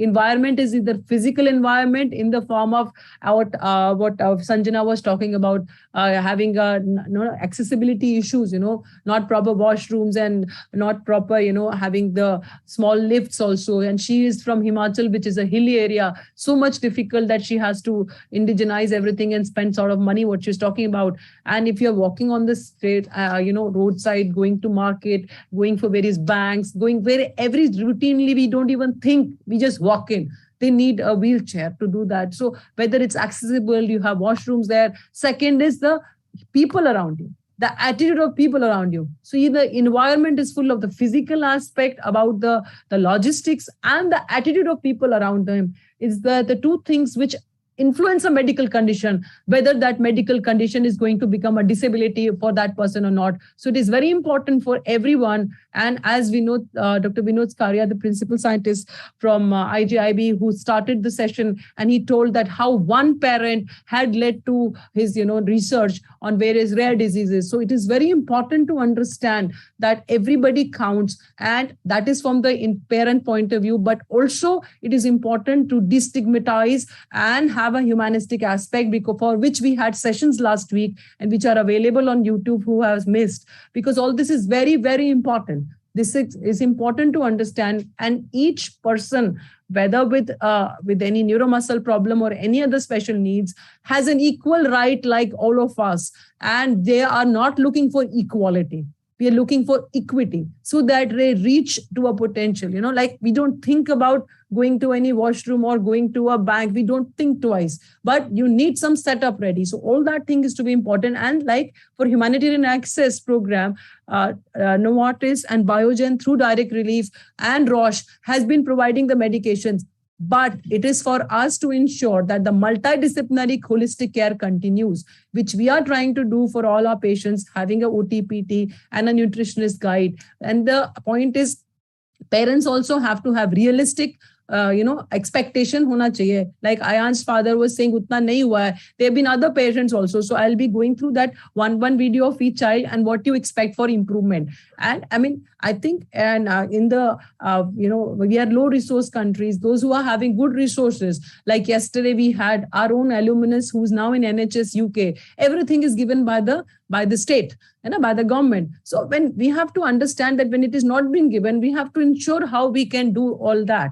And we have to also work that these humanitarian access are time being things, and whether they may continue if they have some kind of, contributions from maybe global CSRs or something, but the pharma companies per se who have spent years and years, like we have had discussions, right, Alessandro? So we have to have other ways of doing. You want to make a comment on this before I ask Rahul to talk about our challenges there? Yeah, I can, from our end, being in Novartis, I think I'm talking on behalf of many other companies. I think we are working hard, and our main objective is that patients have access and that we can achieve reimbursement in many countries as possible. We are doing that with our gene therapy. Our gene therapy is available in many countries, not only in the US, in Europe, but for example, it's also now reimbursed for patients in Egypt and other places, the Middle East. And now we are working hard to see how we can expand the access in this part of the world, in Asia. I think this is our ultimate goal. But I also believe, and I keep saying that it's getting access to these technologies, it's not enough. I think to get the best possible outcome of a gene therapy, the patients also have to have access to early diagnosis. The patients have to have access to proper, all the ancillary care, multidisciplinary teams. And I think with that, the patients can really have the best possible outcomes. And also, as I mentioned yesterday, I think there is always, science is improving, and we are getting better and better treatments. And I would say that one thing is treating today, prevalent patients with SMA, so patients that have been already diagnosed, that have more advanced stages of the disease. And then they have a very specific needs of care that goes beyond treatments. But then there is also today options to treat patients very early, even pre-symptomatic, and these patients will have a very good chance to achieve normal development milestones. And with that, that means that we can reduce also the costs and the burden for the families, for the society. So there is kind of two parts of the work that needs to be done. One is addressing the current needs. And there is, I'm talking about SMA, of course, there are different diseases and different needs, but in SMA, there is also the future and how the future could look like and where the investments are going to. And of course, last but not least, I think much can be done also in terms of prevention, because some of these genetic diseases can be also prevented, when we have also high-risk families, etc. Yeah. Thank you, Alexandro. I think Rahul was in the OPD. He'll join us subsequently. So I'll just talk about our patient, just to give an overview. It's important to understand what do you expect. Parents are expecting magical cures. So we have to understand, we have gone through various other sessions. We had the first 4 sessions in which we had talked about the diagnosis, the screening possibilities, early diagnosis, as Alessandro said, that is also important, and we have understood about that, and holistic multidisciplinary care and the novel therapies, plus the standard of care in Duchenne muscular dystrophy, which is steroids in addition to other things. So that we have discussed, but there is, for SMA, there has to be a realistic thing that the milestones are improved. But, they are not magical. So I'll just give you representative 3 examples for that. And for Duchenne, we have to understand that as of now, maximum information is for exon test, for 51 exon skipping, in which they have shown that those who are able to walk at least 300 meters on a 6-minute walk test, the progression, the progression is reduced. And for the others, like for the exon skipping for 53, they have shown that dystrophin staining it starts, dystrophin staining comes.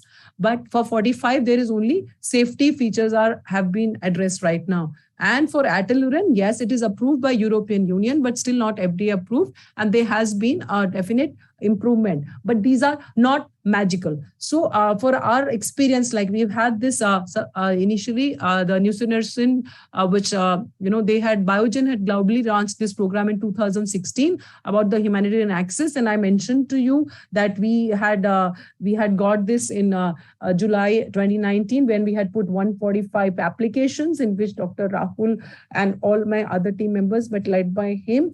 And Vinod, who I told you that they had gone out of the way to put 145 applications. And that time they had selected 30 patients from India. 13 patients were selected, but 1 patient died before the medication could be shipped because of the child was SMA 1. And they don't give much time in SMA 1. And the second line, they cast the Spinraza.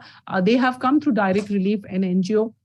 They came February, March last year, and we had put applications, and our 38 patients' applications were accepted. But I have mentioned in the previous meeting also that 3 of them had duplication ones. Parents should not be applying from 2 different centers. They applied from 2 different centers, and so that 3 patients, another additional 3 patients could have got the medication. So one has to keep that in mind.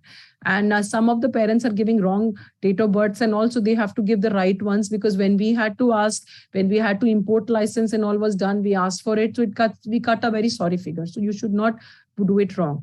Second thing, for Novartis, they came up. I had written to Novartis in about September, October 2019 for a patient of ours who had not got selected in Spinraza. Then I was told that they are starting in January 2020. So we have had 12 patients who were approved from that, and 2 of them died before the medication could be shipped. Again, SMA type 1 being fragile and not given us time. And 8 were already have been given Zolgensma from the Global Access Program. 2 more are going to be given in the next 10 days. In addition, we have had 2 more patients like Ayansh Madan, who had got from Impact Guru crowdfunding, and Shrishti, whose father is also there, Satish Kumarji, and he was lucky that Coal India sponsored the 16 crore from their side. So we've had currently experience of 10 patients, and 2 more are going to be in the next 10 days. And for Risdiplam, we have had, before this was launched, so they started their compassionate use in January 2020. We have had 7 patients on compassionate use for Risdiplam and 2 for crowdfunding. So we have experience, and our parents will also talk about it. Exondys 51 was used in 1 patient, and that they got it from the government of India from their employees scheme. But that patient had not made much improvement because the child already was, becoming quite advanced.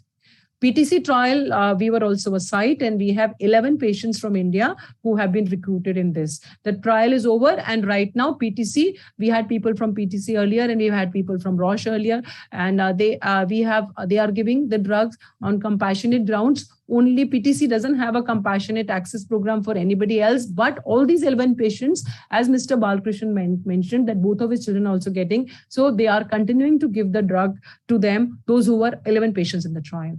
And we have 2 trials right now about to start. And we had Dr. Tim from PPD on 2 previous occasions, and they are coordinating for the Sarepta for exon 50, 45, 51, and 53. And Mr. Anand, who is here from DART, also we are having this 45, 51, 53, and all the process is on. Enrollment is not started. For SMA, I did 1 trial, an RCT on gabapentin, which was negative long back. And I also did another RCT on valproate plus levocarnitine, which was also negative trial. So basically, I've gone through the numbers. I will just give you one video of a patient to understand how much improvement is there. There is a definite improvement, but agar parents are thinking ki wo magically ho jayega, which is going to cause a lot of dissatisfaction, because I have had many of the parents coming to us and telling, this is a SMA type 2. This was a child whose first dose of Spinraza was given on 2nd January 2020. And after, the initial loading, 3 loading at 15 days interval, and the 4th loading is 30 days after the 3rd dose. And then you have 4 monthly year-long intrathecal. So uske andar, when the child came for first maintenance, the child could pull herself from sitting to erect position and could maintain the posture. So this much improvement had come in the around 5.5 to 6 months after starting giving. So, and one has to keep in mind that they have to be given lifelong. So for the same patient, this is the photo because I thought in case the video doesn't run. So this same patient has been improving consistently, and just so that I don't waste more time, I'll just show you the last video of the patient. Last 1 second. Yeah. So now this child is now able to walk with a walker. The same child. The one. So there is a significant improvement, yes, but it is not magic. This is the one case of Spinraza nusinersen. But this was another SMA type 2, in which again, the child had transient sitting hota tha when he was made to do so. And after about 5 months, he could sit without support and could raise arm to ear level. So itna improvement aaya hai, but magical nahi hai. And these are slowly are coming. And as regards SMA type 1, this was a SMA type 1, and this is a video after 5.5, 6 months. The child could lift the upper limb of the elbow could be raised. तो पहले elbow raise नहीं कर सकता था, and chest infections कम हो गया था. Coming to gene therapy, I'm showing the first patient, what we did on 29th May 2020. This child could not completely control the head. Okay, this is the first one. Okay, there was as Ayansh's father also said, all our patients till now 10 given, all of them had raised OTPTs and they had to be given steroids for long duration. And the first child we had to give up to 6 months. And some of them have also developed thrombocytopenia, and only occasionally do you require platelet transfusion. Otherwise, you continue steroids and things improve. Slowly, this child has improved, and now the child is able to stand with gaiters. This is the first gene therapy patient. So all the multidisciplinary care has to continue. Coming the Resdiplam, this was the first, the case started on 18 January 2021, and, could bear the weight on forearms. And then after 5 months, could bear the weight on extended hand. So slowly improvement starts. But now after 8 months, could ride the tricycle, could, abduct, हाथ को ऊपर कर सकते हैं, and could feed, with spoon without spillage, and could sit independently playing with toys. So all these are important things. Slowly ho raha hai, and it is there. I told you, as I mentioned to you, Dr. Rahul, Dr. Sonali, Dr. Sreyoni, Dr. Arvinder, Dr. Ankit, Dr. Sakshi, Dr. Richa, Dr. Kaushik. All of them have been, and Akash, all of them have been working with all these patients with the support of my secretarial staff of Vinod to coordinate with them. Right now, we are beginning this trial from Novartis for 2 to 12 years with intrathecal Zolgensma. And this is one thing which is going on, but we have to remember, we have to have an early diagnosis and multidisciplinary treatment and standard of care for DMD. It's very important. And we made a lot of patient information material, which is there in Hindi and English, and all about how to do physiotherapy, respiratory exercises. Everything is there. We are making more modules we are taking out. They are all also on our website, and coping strategies, breaking the bad news. Just sara ke sara what we have discussed in all these webinars will be there, and we'll anyway be making a report. So understand how to go about doing it.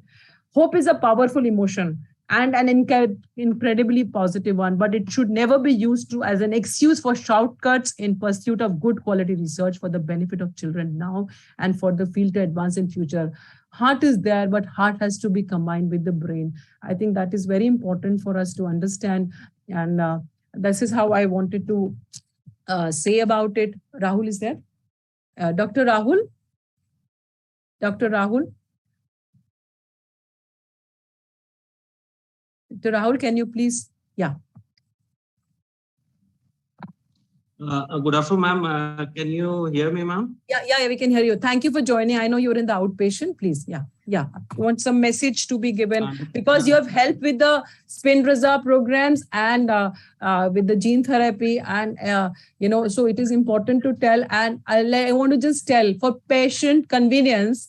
Dr. Rahul had established a protocol that he used to call patients at 5 a.m. in the morning when our nurses used to be relatively free. So it all developed, and it's because of his army training that he could maintain that discipline and he could start. So I'm really indebted and grateful to him for providing that coordination. Please, Rahul. Yeah, ma'am. I'm really thankful to Professor Shefali for giving us the opportunity to work as a team for these patients, and our existence and our special gratitude goes to all the parents there. And we know that because of you, our existence is there. So this journey was started, this was a wonderful, amazing journey, which was started somewhere in July 2019, when we were given the task of first shortlisting the SMA patients and making their files, and then getting their genetic test done, and subsequently enrolling them for the therapy, which was scheduled to happen in next 2-3 months. So initially we had a tough time in terms of calling the patients, managing the OPDs, and at the same time, these patients we used to call immediately after the OPD so that their files can be made and they can be subsequently followed up like PNC clinic. We have a separate clinic for this type of special children. And after that, after the genetic, neuromuscular clinic. So after the genetic test and everything was done and the patient enrollment had started, so we used to get a lot of doubts because initially we uploaded around 145 patients' genetic report and their initial performa on the website. And the last date was coming, and in fact we have to sit out the whole night to upload. And at around 11 o'clock in the night, the site just went off, and we had just 1 hour to finish the file uploading. So I must thank Mr. CB was there that time coordinating for direct relief, and we called him up, and then everything was channelized, and we could upload that time 145, out of which 13 patients were enrolled in the first phase. And we were unfortunate that one of the patients who was enrolled expired in one of the hospitals in Gujarat.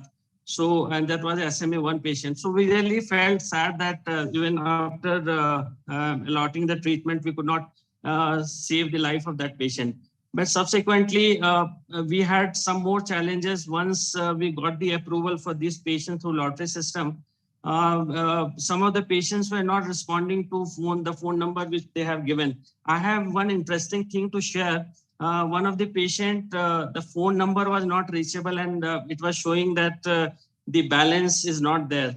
So one of my staff, Mr. Vinod, who is there in the list, he recharged his mobile, and we could contact him, and subsequently the patient was called and he was given the treatment. So the entire team, I must thank Dr. Sonali also, because she is my colleague, and she had helped me in formulating the initial SOPs. There were a lot of hitches and glitches how to go about the treatment. So we had planned that we'll not utilize the working hours of the hospital. We'll try to do it early morning so that the so that the nursing officers who is there in the ward are relatively free, and we can do the procedure at peace, because the daytime, as you are aware, that AIIMS runs a very heavy workload of OPD patients. And these patients were very cooperative in the sense that they used to come early morning and get the treatment done. And we used to observe them for the day in the daycare center, and subsequently they used to get discharged.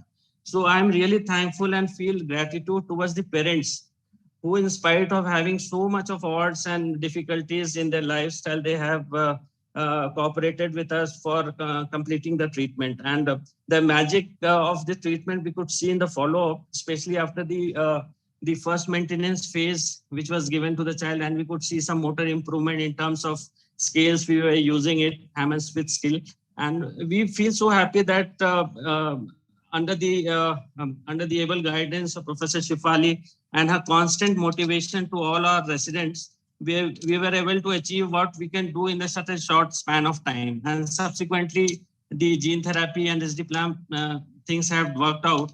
So the entire team worked day and night to just to get the treatment on the right track, and we can follow all the protocols and SOPs as per the schedule. Thank you, Dr. Rahul. Thank you so much, ma'am, and thank you so much. And we like to still get connected to all the patients right now. We still get a call from them, and they share their videos. It's very heartening to see the parent cooperation for all these things. Absolutely. It's really been an amazing journey. Thank you, Rahul. And I just want to say everything's SOPs were made to the basic thing, even especially for the gene therapy and even for Spinraza.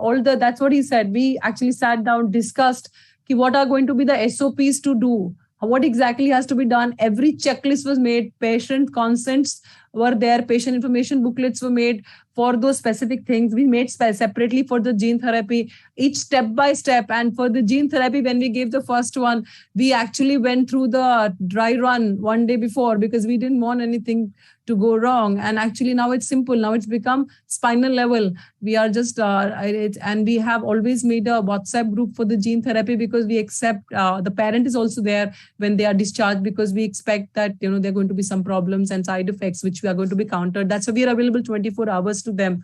And Sonali, you want to add this anything before I ask Sayoni?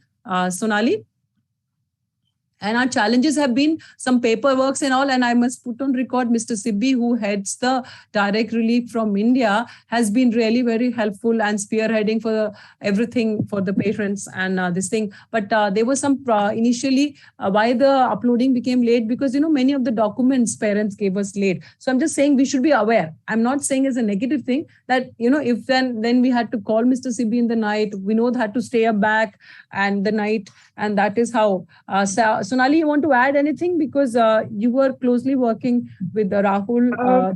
Ma'am, yeah, please. Ma'am, Yeah. Whatever Rahul sir had said, he's already pointed out most of the Can you points. put Now, I'd your just video like to on? add Let's a see. few things. Sonali, few you put your challenges. video on if you can. And now Sonali was working with us. She's on a DM. Now she's a consultant in Calcutta now. Go ahead. Good afternoon, ma'am.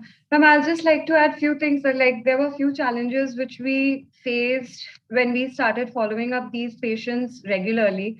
So one was that most of them were expecting it to be like a magical Miraculous. Yeah, thing. that's absolutely.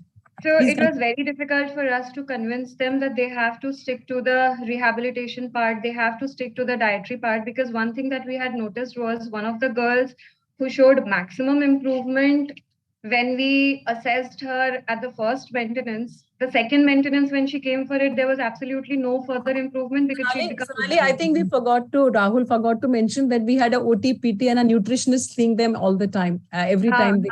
You add that. So that was the time, because we were initially, yes, we were counseling them for the physiotherapy part and the dietary part. But after we saw those things happening, that the children were all obese, and they were not compliant with the diet and stuff. So that was probably the time when we started becoming a little more strict. And that was the time when we formed that multidisciplinary group where we were able to communicate with each other through WhatsApp also. So everybody was informed well in advance when the patient is coming and stuff. And there was this one more incident where a child with SMA type 1, so she had shown very good response, not in the motor improvement part, but in the other aspects. Like, she hardly had any further LRTI. She'd become very alert. Cognitively, she was a lot better and stuff. But I remember we had to talk to so many of the family members, because the seniors in the family were like that, even till now, girl is not able to hold her neck. This medicine is not working. Don't take any further medications. So even Rahul sir and ma'am, you also must be remembering, even Vinod must remember, we had to counsel that family a lot in order to continue with the therapy part. No, we had to counsel even last week. I mean, they had the final one. There, I had to talk to them and counsel them. That is what the parents have to understand, that it's not magical, right? Continue, Sonali. Yeah. Ma'am, I think these were actually the two main problems which we had faced. One, not being compliant with the diet and therapy part, and the other, so it was all probably just because they thought it is just a magical thing and they won't have to do anything else. Absolutely. It's important to understand. So magic word should not be there. And as very rightly you said, we've been talking about the multidisciplinary care from the beginning. But when they were not being compliant about that, then we had made a WhatsApp group and we made more the diet. We actually did more research on the diet, and certain protocols were devised even to modify the diet for SMA. So those specific diets were maintained. And next time when the second lot came for the Spinraza for India, then we had presented our stuff, and all the protocols which we had developed at AIIMS were shared with all the sites in India, because in the second lot there were 200 from across India. So that was a very good thing. Sayoni, I would like to ask you, because you were working with me for Novartis thing, which has a lot of paperwork. Alessandro won't know that. We had a lot of legal documents to be filled and guiding of the patients. And we had Himshika from Novartis looking after from India at that point of time. She helped us a lot. Shayoni. Shayoni is also in Calcutta right now. She's also finished her residency. I expect her to come back now. Yeah, Shayoni. Yes, ma'am. Good evening, all. So, the gene therapy part was also initiated by Dr. Rahul Sinha and Dr. in giving the first gene therapy to the patient in which was done in May 2020, and it was during the COVID time. So the first time was the most difficult part when everything had to be challenged. As ma'am said, we already had run a dry run so that we don't expect any mishaps during the procedures. And subsequently, ma'am has guided us throughout. We have done almost like 10 patients till now. And yes, the paperwork, there is a paperwork which the parents has to, there has to be a custom exemption and all. So once we were in the initial twice or thrice, it was a little difficult, but eventually we could, as we get to know better the procedure, so we were able to explain them in a better way that how they should undergo the things, and then things went pretty smoothly for us under the guidance of ma'am. And the follow-ups, we were really happy to see the patients at the follow-up, and we followed them up over a period of 1.5 to 2 years, ma'am. Thank you so much. Was started after that, simultaneously, yes, ma'am. Ma'am, RISD plan was started we had enrolled initial 7 patients as a humanitarian access program. So that also went smoothly after initiation of the initial 2. No, but Shayoni, I think you should share in this forum that the children who were accepted for the humanitarian access, we had to literally beg them to get the paperwork done. I think it is important to share with the forum that it's, it is as if, and I remember Dr. Rahul and Sonali was there when we did the first gene therapy one, right? Rahul and Sonali that time with those paperworks were very difficult to do, but then it has now become a reflex for us. But then although for our institute, RISD plan came as the last one in the humanitarian access, but I remember the number of times we had to plead to the parents to do the paperwork. In the sense, they have to do with the government of India, we are guiding them. Then I ultimately had to ask Archana Panda, madam, to help us out, that they are an NGO, so they should help us out, because we are pediatric neurologists, we have academics, clinical care and research, and all this humanitarian access in additional work for us. And as Rahul pointed out very rightly, why were they called at 5 a.m.? So that they could be seen earlier, they don't have a waiting period. So we are trying to adjust. But I really felt very hurt. You may share that, Sayoni. How many times I asked Sayoni to call the parents to do the paperwork? Why should we be begging? You should understand that is one more thing, and sometimes they have given wrong date of births, so which is not right. We cut a very sorry figure. And you should also not apply from 2 centers. And number 3, you should not apply for, if you have applied, if you have got from one thing, one of our patients got for something and did not tell us about the other. For humanitarian access, you can get only one medication. For humanitarian access, we can get only for one patient, for one medication, because that many number of children have the right. For getting for anybody, we are trying to look at the other financial solutions. For other financial solutions, if you're doing beyond the humanitarian access, you can try about multiple things, what we are talking about, a lot of research going on, but still the evidence is that earlier the treatment started is better, not having 2. This is the current which we have discussed in the first 4 sessions, which we have had. You can go to the webinar. So these are few hiccups from our side which had. Anything else you want to say, Sayoni? But parents have been wonderful. And the only thing, they did not listen to us seriously about the multidisciplinary part in the beginning, but then after that they have. But only thing is, it's not magical. As Sonali was saying, we are happy to see them, but I don't think that parents are as happy as we are in seeing the outcome. Don't you think so, Sonali? Sayoni? Yes, ma'am, definitely, ma'am. What You can switch off the video. Your audio is not proper. You can switch off the video. Sayoni, we can't hear you. Sayoni, we can't hear you. Sayoni, we can't hear you. That Sayoni, we can't hear you. When the patients do come us. Sayoni, we can't hear you. Yeah. Sayoni, we can't hear you. Yes, ma'am. Yeah. Now you can. Yes, ma'am. Yes, ma'am. That is for sure, ma'am. Like when we see the patients at. Ma'am, can you hear now? Yeah, I can hear now. Yeah. Ma'am, can you hear now, ma'am? Yeah. You please. Say fast, please. We have parents to speak. Yeah. So yes, ma'am. You are absolutely right regarding the points, ma'am, which you have highlighted, ma'am. Apart from like even after giving the therapy, the multidisciplinary care. Yes, the multidisciplinary care, including the physiotherapy, the occupational therapy, and the nutritional. Few parents who had applied for 2 humanitarian programs to one, you cannot have access to both the programs. So ultimately, they can have only access to one program at a time. And if they want in the future, they can apply for the second medicine through crowdfunding or whatever. Like they can arrange for their own funds, ma'am. Ma'am, that's all from my side, ma'am. Thank you so much.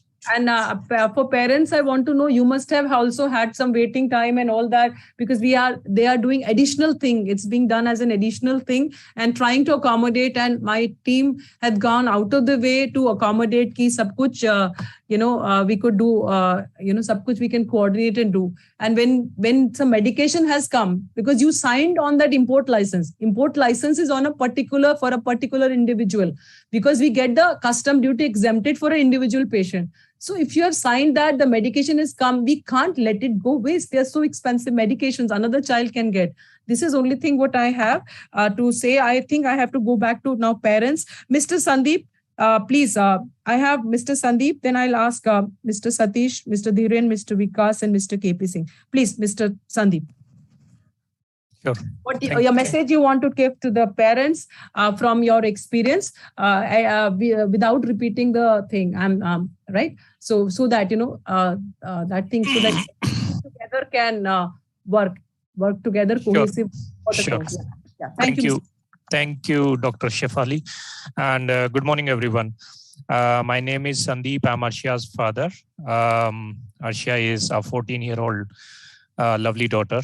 So just like any other parent, we are also gone through the similar kind of situation where we don't have access to even to the basic checkups kind of situation where we identify what is the problem with this kid.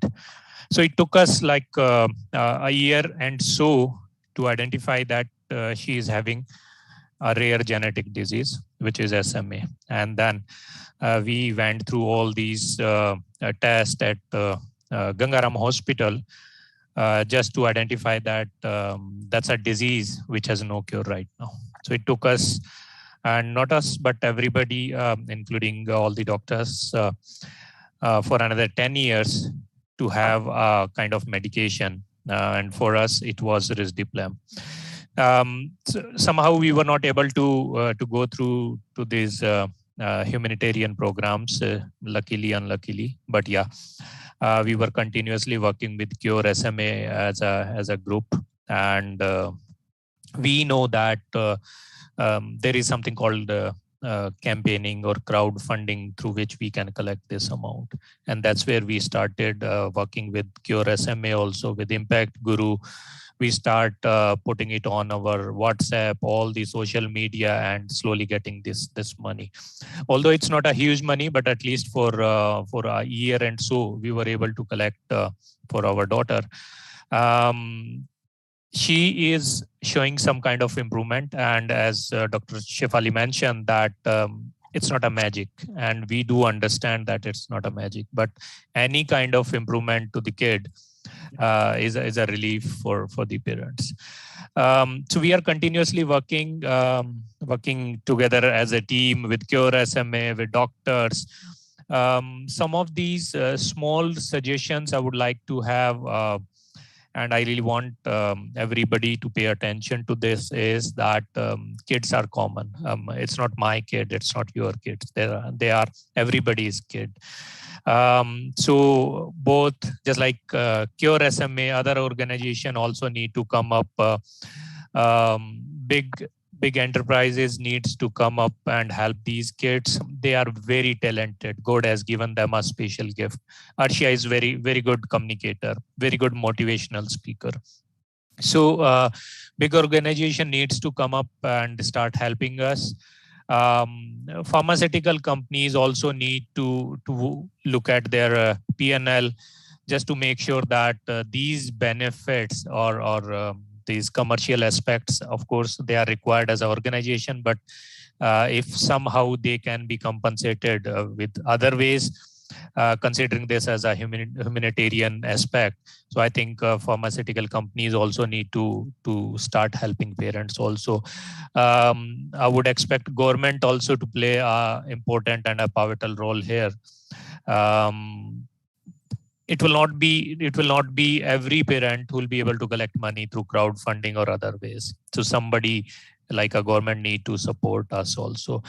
So these are some of the ways and some of the suggestions we expect all of us to come together and help us along this journey. I would sense, and we have been going through this, is that the mental fatigue we are getting as the kid grows.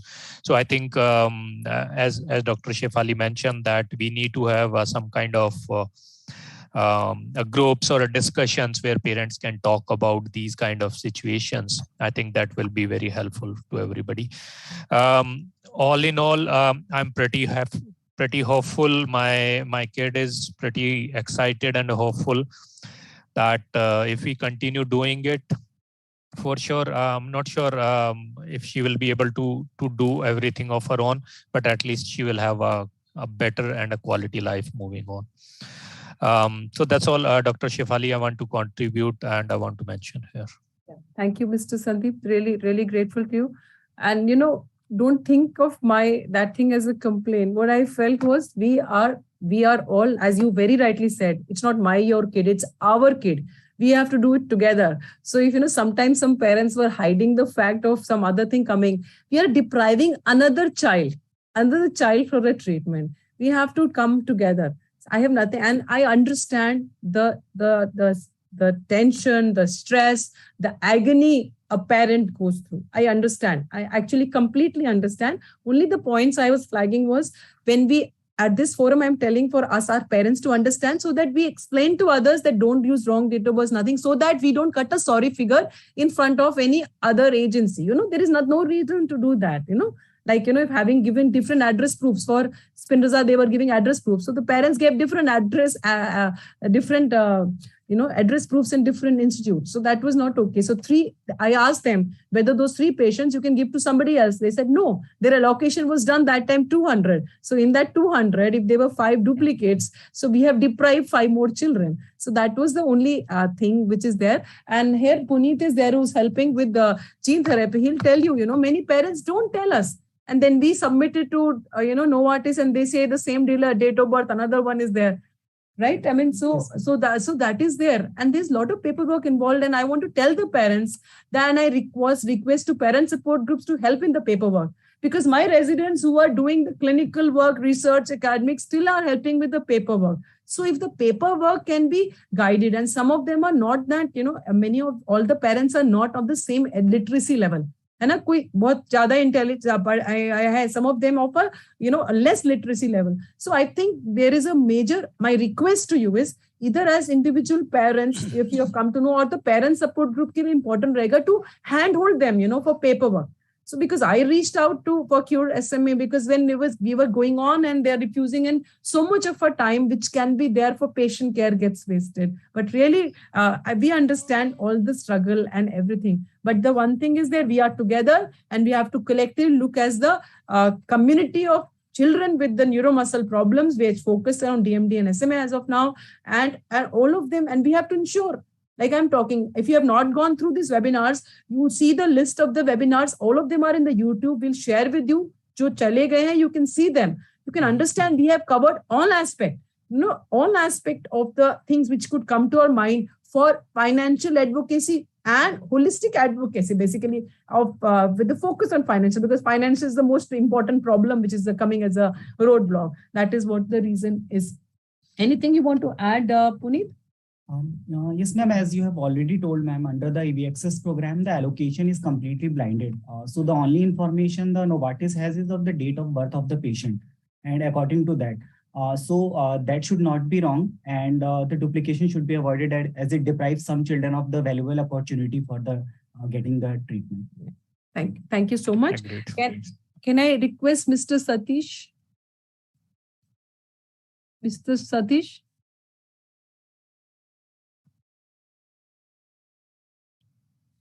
Mr. Dhiren? Hello. Yeah, Mr. Dhiren, yeah. Father of Ranveer, right? Mr. Dhiren, please. Yes, right, ma'am, right. Good morning, everyone. First of all, I would like to thank Madam Gulati and all the team at AIIMS Delhi, who has been very cooperative and has always been there for us. We understand, as discussed in the seminar before, we understand this, that the treatment is not a magical cure, but we have been definitely seeing a lot of improvement after we started the loading doses and the maintenance doses of nusinersen. More improvements have come in the way of increase in the strength in body, and he experiences less of fatigue after we started with the treatment. And if we consider the point of view of the milestone achievement, they have been following gradually with initial doses where we found the increase in the stamina, less fatigue, and he became more active.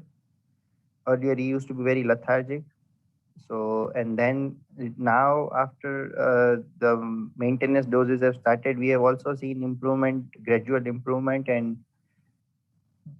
with the viewpoint of the milestones. And also there has been a lot of growth in muscle mass, which we have found. Earlier he used to be very lean, now the muscle mass on the thighs and the spine has grown to be very good, and we see a lot of improvement, and we are very hopeful for the treatment to go further, and he might achieve more milestones in the future. That is what we are hopeful for. That's all I would like to say for this. Thank you.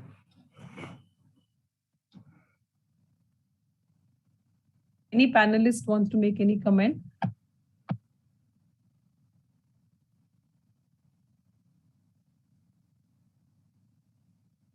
Alessandro, you want to make any observation? Yes, thank you, Professor. I mean, actually, it has been great for me to listen to all these stories. I'd like to thank everyone, actually. This is my comment. I would like to thank you, all the physicians I heard today, the nurses, the pharmacists, the patient advocacy groups, the NGOs involved in the Global Managed Access Program. I heard all the SOPs that has to put in place, a lot of work, and all that happened during COVID times. Again, that was a major, massive effort for so many people, and that was possible thanks to a lot of people here on the line. And actually, it's the first time that I have this opportunity to actually thank you, everyone that was involved, and for the hard work. That's, I think, the best thing I can say, Professor Shefali. Really want to thank you. It's a great opportunity for me to, again, thank people. Really grateful to you, Alessandro, for having joined. Dr. Geeta Jotwani is a very, very senior scientist and heading all these new gene therapies and everything and stem cell in ICMR. Dr. Geeta Jotwani, ma'am, would you like to make any comment and observations? Yeah, thank you, Shefali. And it was nice to hear from patients and the caregivers and the clinicians on this panel. It was very, really, inspirational on the front of patients when they share their experience and what they go through and how they fight for access to the basic standard treatment, and as well as those innovative treatments like gene therapy and all. I'm just concerned about certain things. I mean, they have shared their experiences. I know the clinical team like yours and Gangaram and many more other institutions who are driving this and giving them right information and channelizing and spearheading the possible access to these therapies, innovative therapies. Thanks to I should say the industry for bringing up and making it accessible for Indian patients. Of course, these are all in the global trials. Many more are getting access to that, but I'm happy that some of our Indian patients could also get access to these treatments to participate in clinical trial through what we say is a lottery system for the clinical trial participants and other access through crowdfunding and all. I'm just concerned about the patients. They definitely, when we hear the plight of the caregiver and the parents and all, and even the patients, like when I heard Madam Goyal's experience, and it was quite inspirational. But similarly, many other patients from Northeast and all, I realized that, as I said during the last such session, that access to right information is very important, and these patients or their caregivers should not get trapped with the unapproved treatments or therapies, like where there are false hopes, like we in Hindi say that Neem Hakim Katre Jaan, and those who advertise this through different media, print and social media, that they have a therapy available. So one has to be very watchful, and if they come across such things, and even if they are desperate, they should probably, it is important to consult your clinician first and the attending physician, that whether you should opt for that or should explore the possibility of availing such therapies. So because we have several complaints from many patients and caregivers that they have been offered stem cell therapy. And now the one court case which is going on in High Court regarding the same. Just to warn, I mean, to help patient groups and parents and the caregivers understand that they should not be trapped with this unscientific based therapies, where there is a scientific evidence, one should go and avail it. I mean, there is nobody stopping there. You can participate in the clinical trial. I'm just again warning that when you are participating in any clinical trial or any experimental therapy, you are not supposed to be charged for that. So you're not going to pay for such therapies, okay? But the therapies which are availed through crowdfunding and all, there is whatever streamline. And we heard from Ministry of Health and Family Welfare yesterday also, you had some of these presentations where you understood that how the ministry is streamlining the crowdfunding and all. So that is another thing which very important, that whenever you participate in clinical trials, you're not going to pay for anything.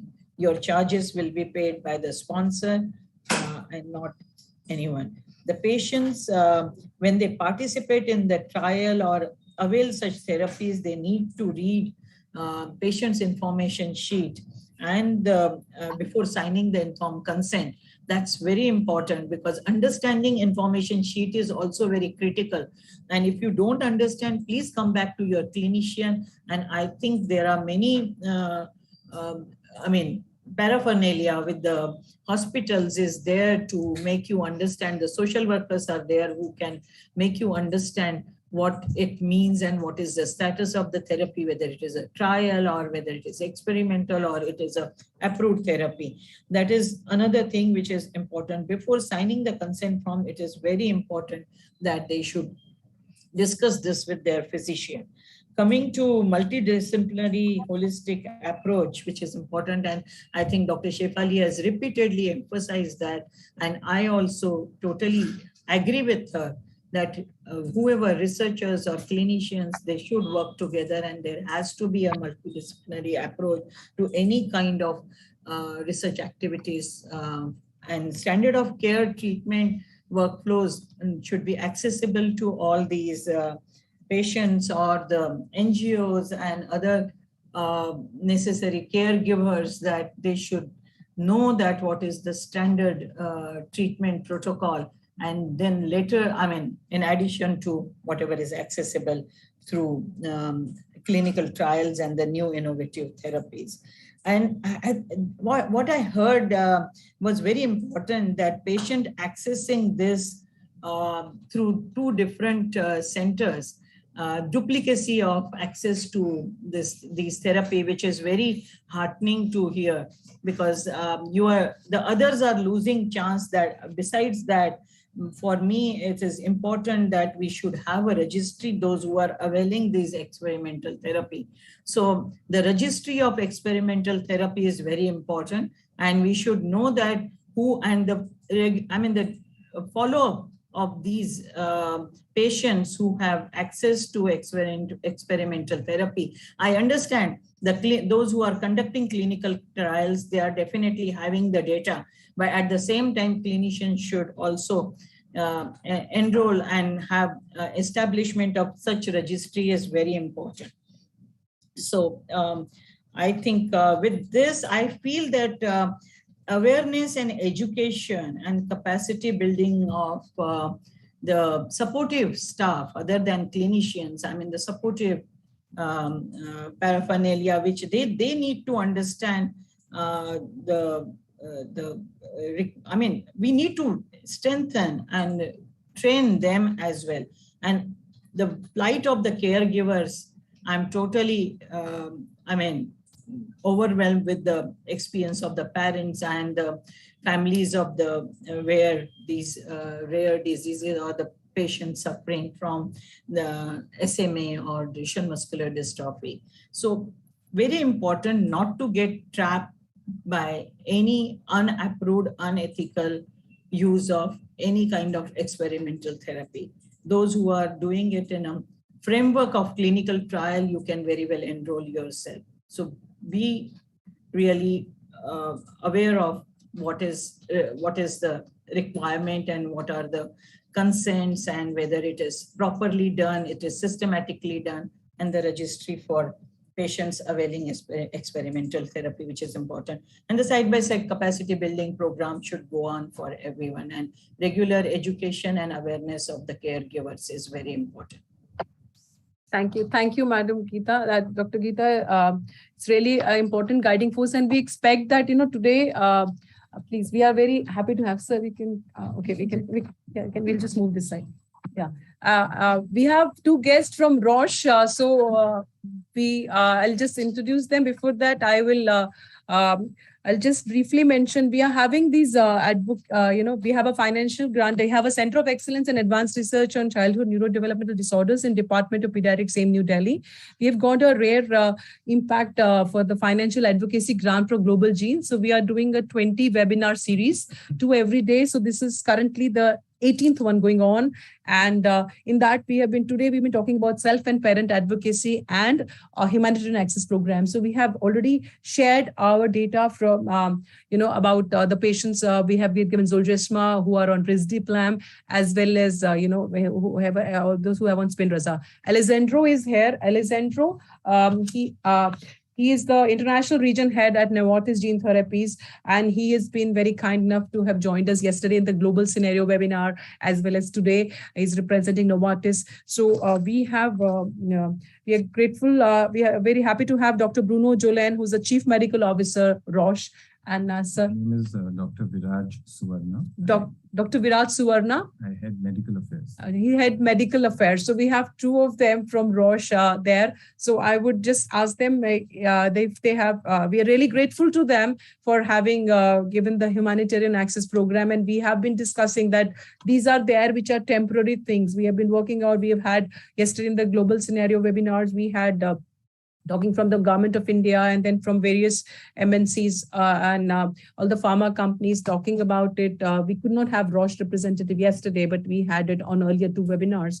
And also from Global Genes and other international NGOs of how exactly we can collaborate and do so that. And we have, we have to understand that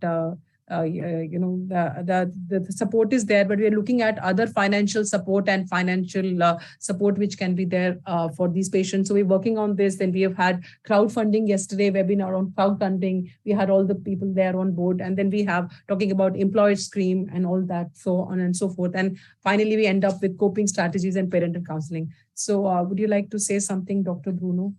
Yes, thanks so much for the opportunity to join. So yes, while humanitarian support is great to help people in desperate situations, it's not sustainable. And that's what we are really actively working with the different partners from both the patient associations, but also the private fundraiser and the governments, that we need to find something that is sustainable for patients. One aspect that we consider very important also is to be able to take rapid decision, because patients who are diagnosed with a certain conditions, neurodegenerative conditions, then the clock is ticking. And the more we wait, the more they will have some irreversible damages. So that the ability to actually take decisions fast is also one aspect that we are really working on.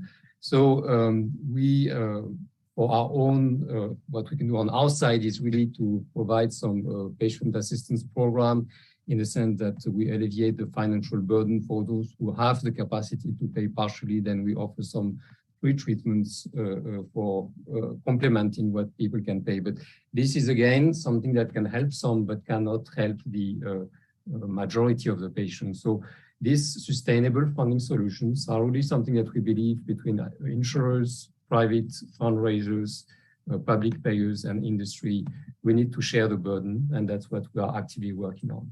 Absolutely.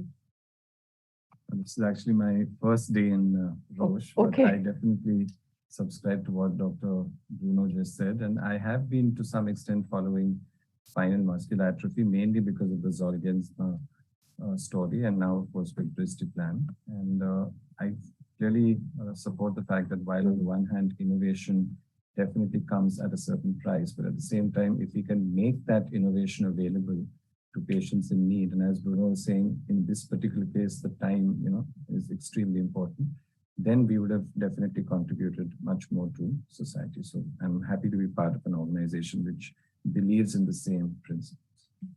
Thank you so much. Before we end, there was one parent who was unable to join. He joined, we just finished with his comments. Mr. Vikas, you've joined now. Can you just briefly, Mr. Vikas Devedi, father of Navi, can you just briefly share, because we already are running behind schedule, we've crossed the time. And Mr. Vikas Devedi, father of Navi, आप कुछ share करना चाहेंगे? Mr. Vikas? Mr. Vikas? कुछ share करना चाहेंगे?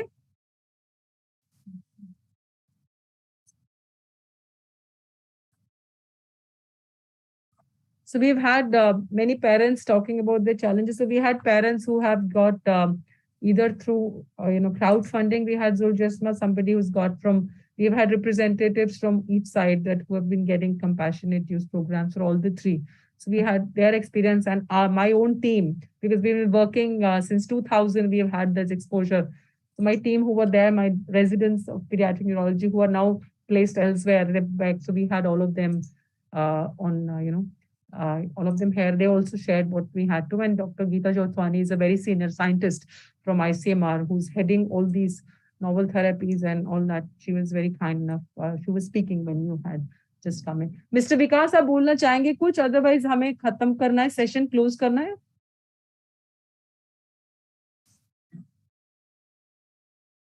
I think there is some technical issue. So it's okay. Thank you for joining, Mr. Vikas. But I think there's some technical issue.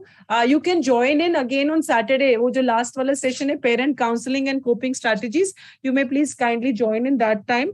And there was another parent who was not able to join, Mr. Satish Kumar. So whatever those two parents who have not been able to join or not been able to speak, can you please come for the last session?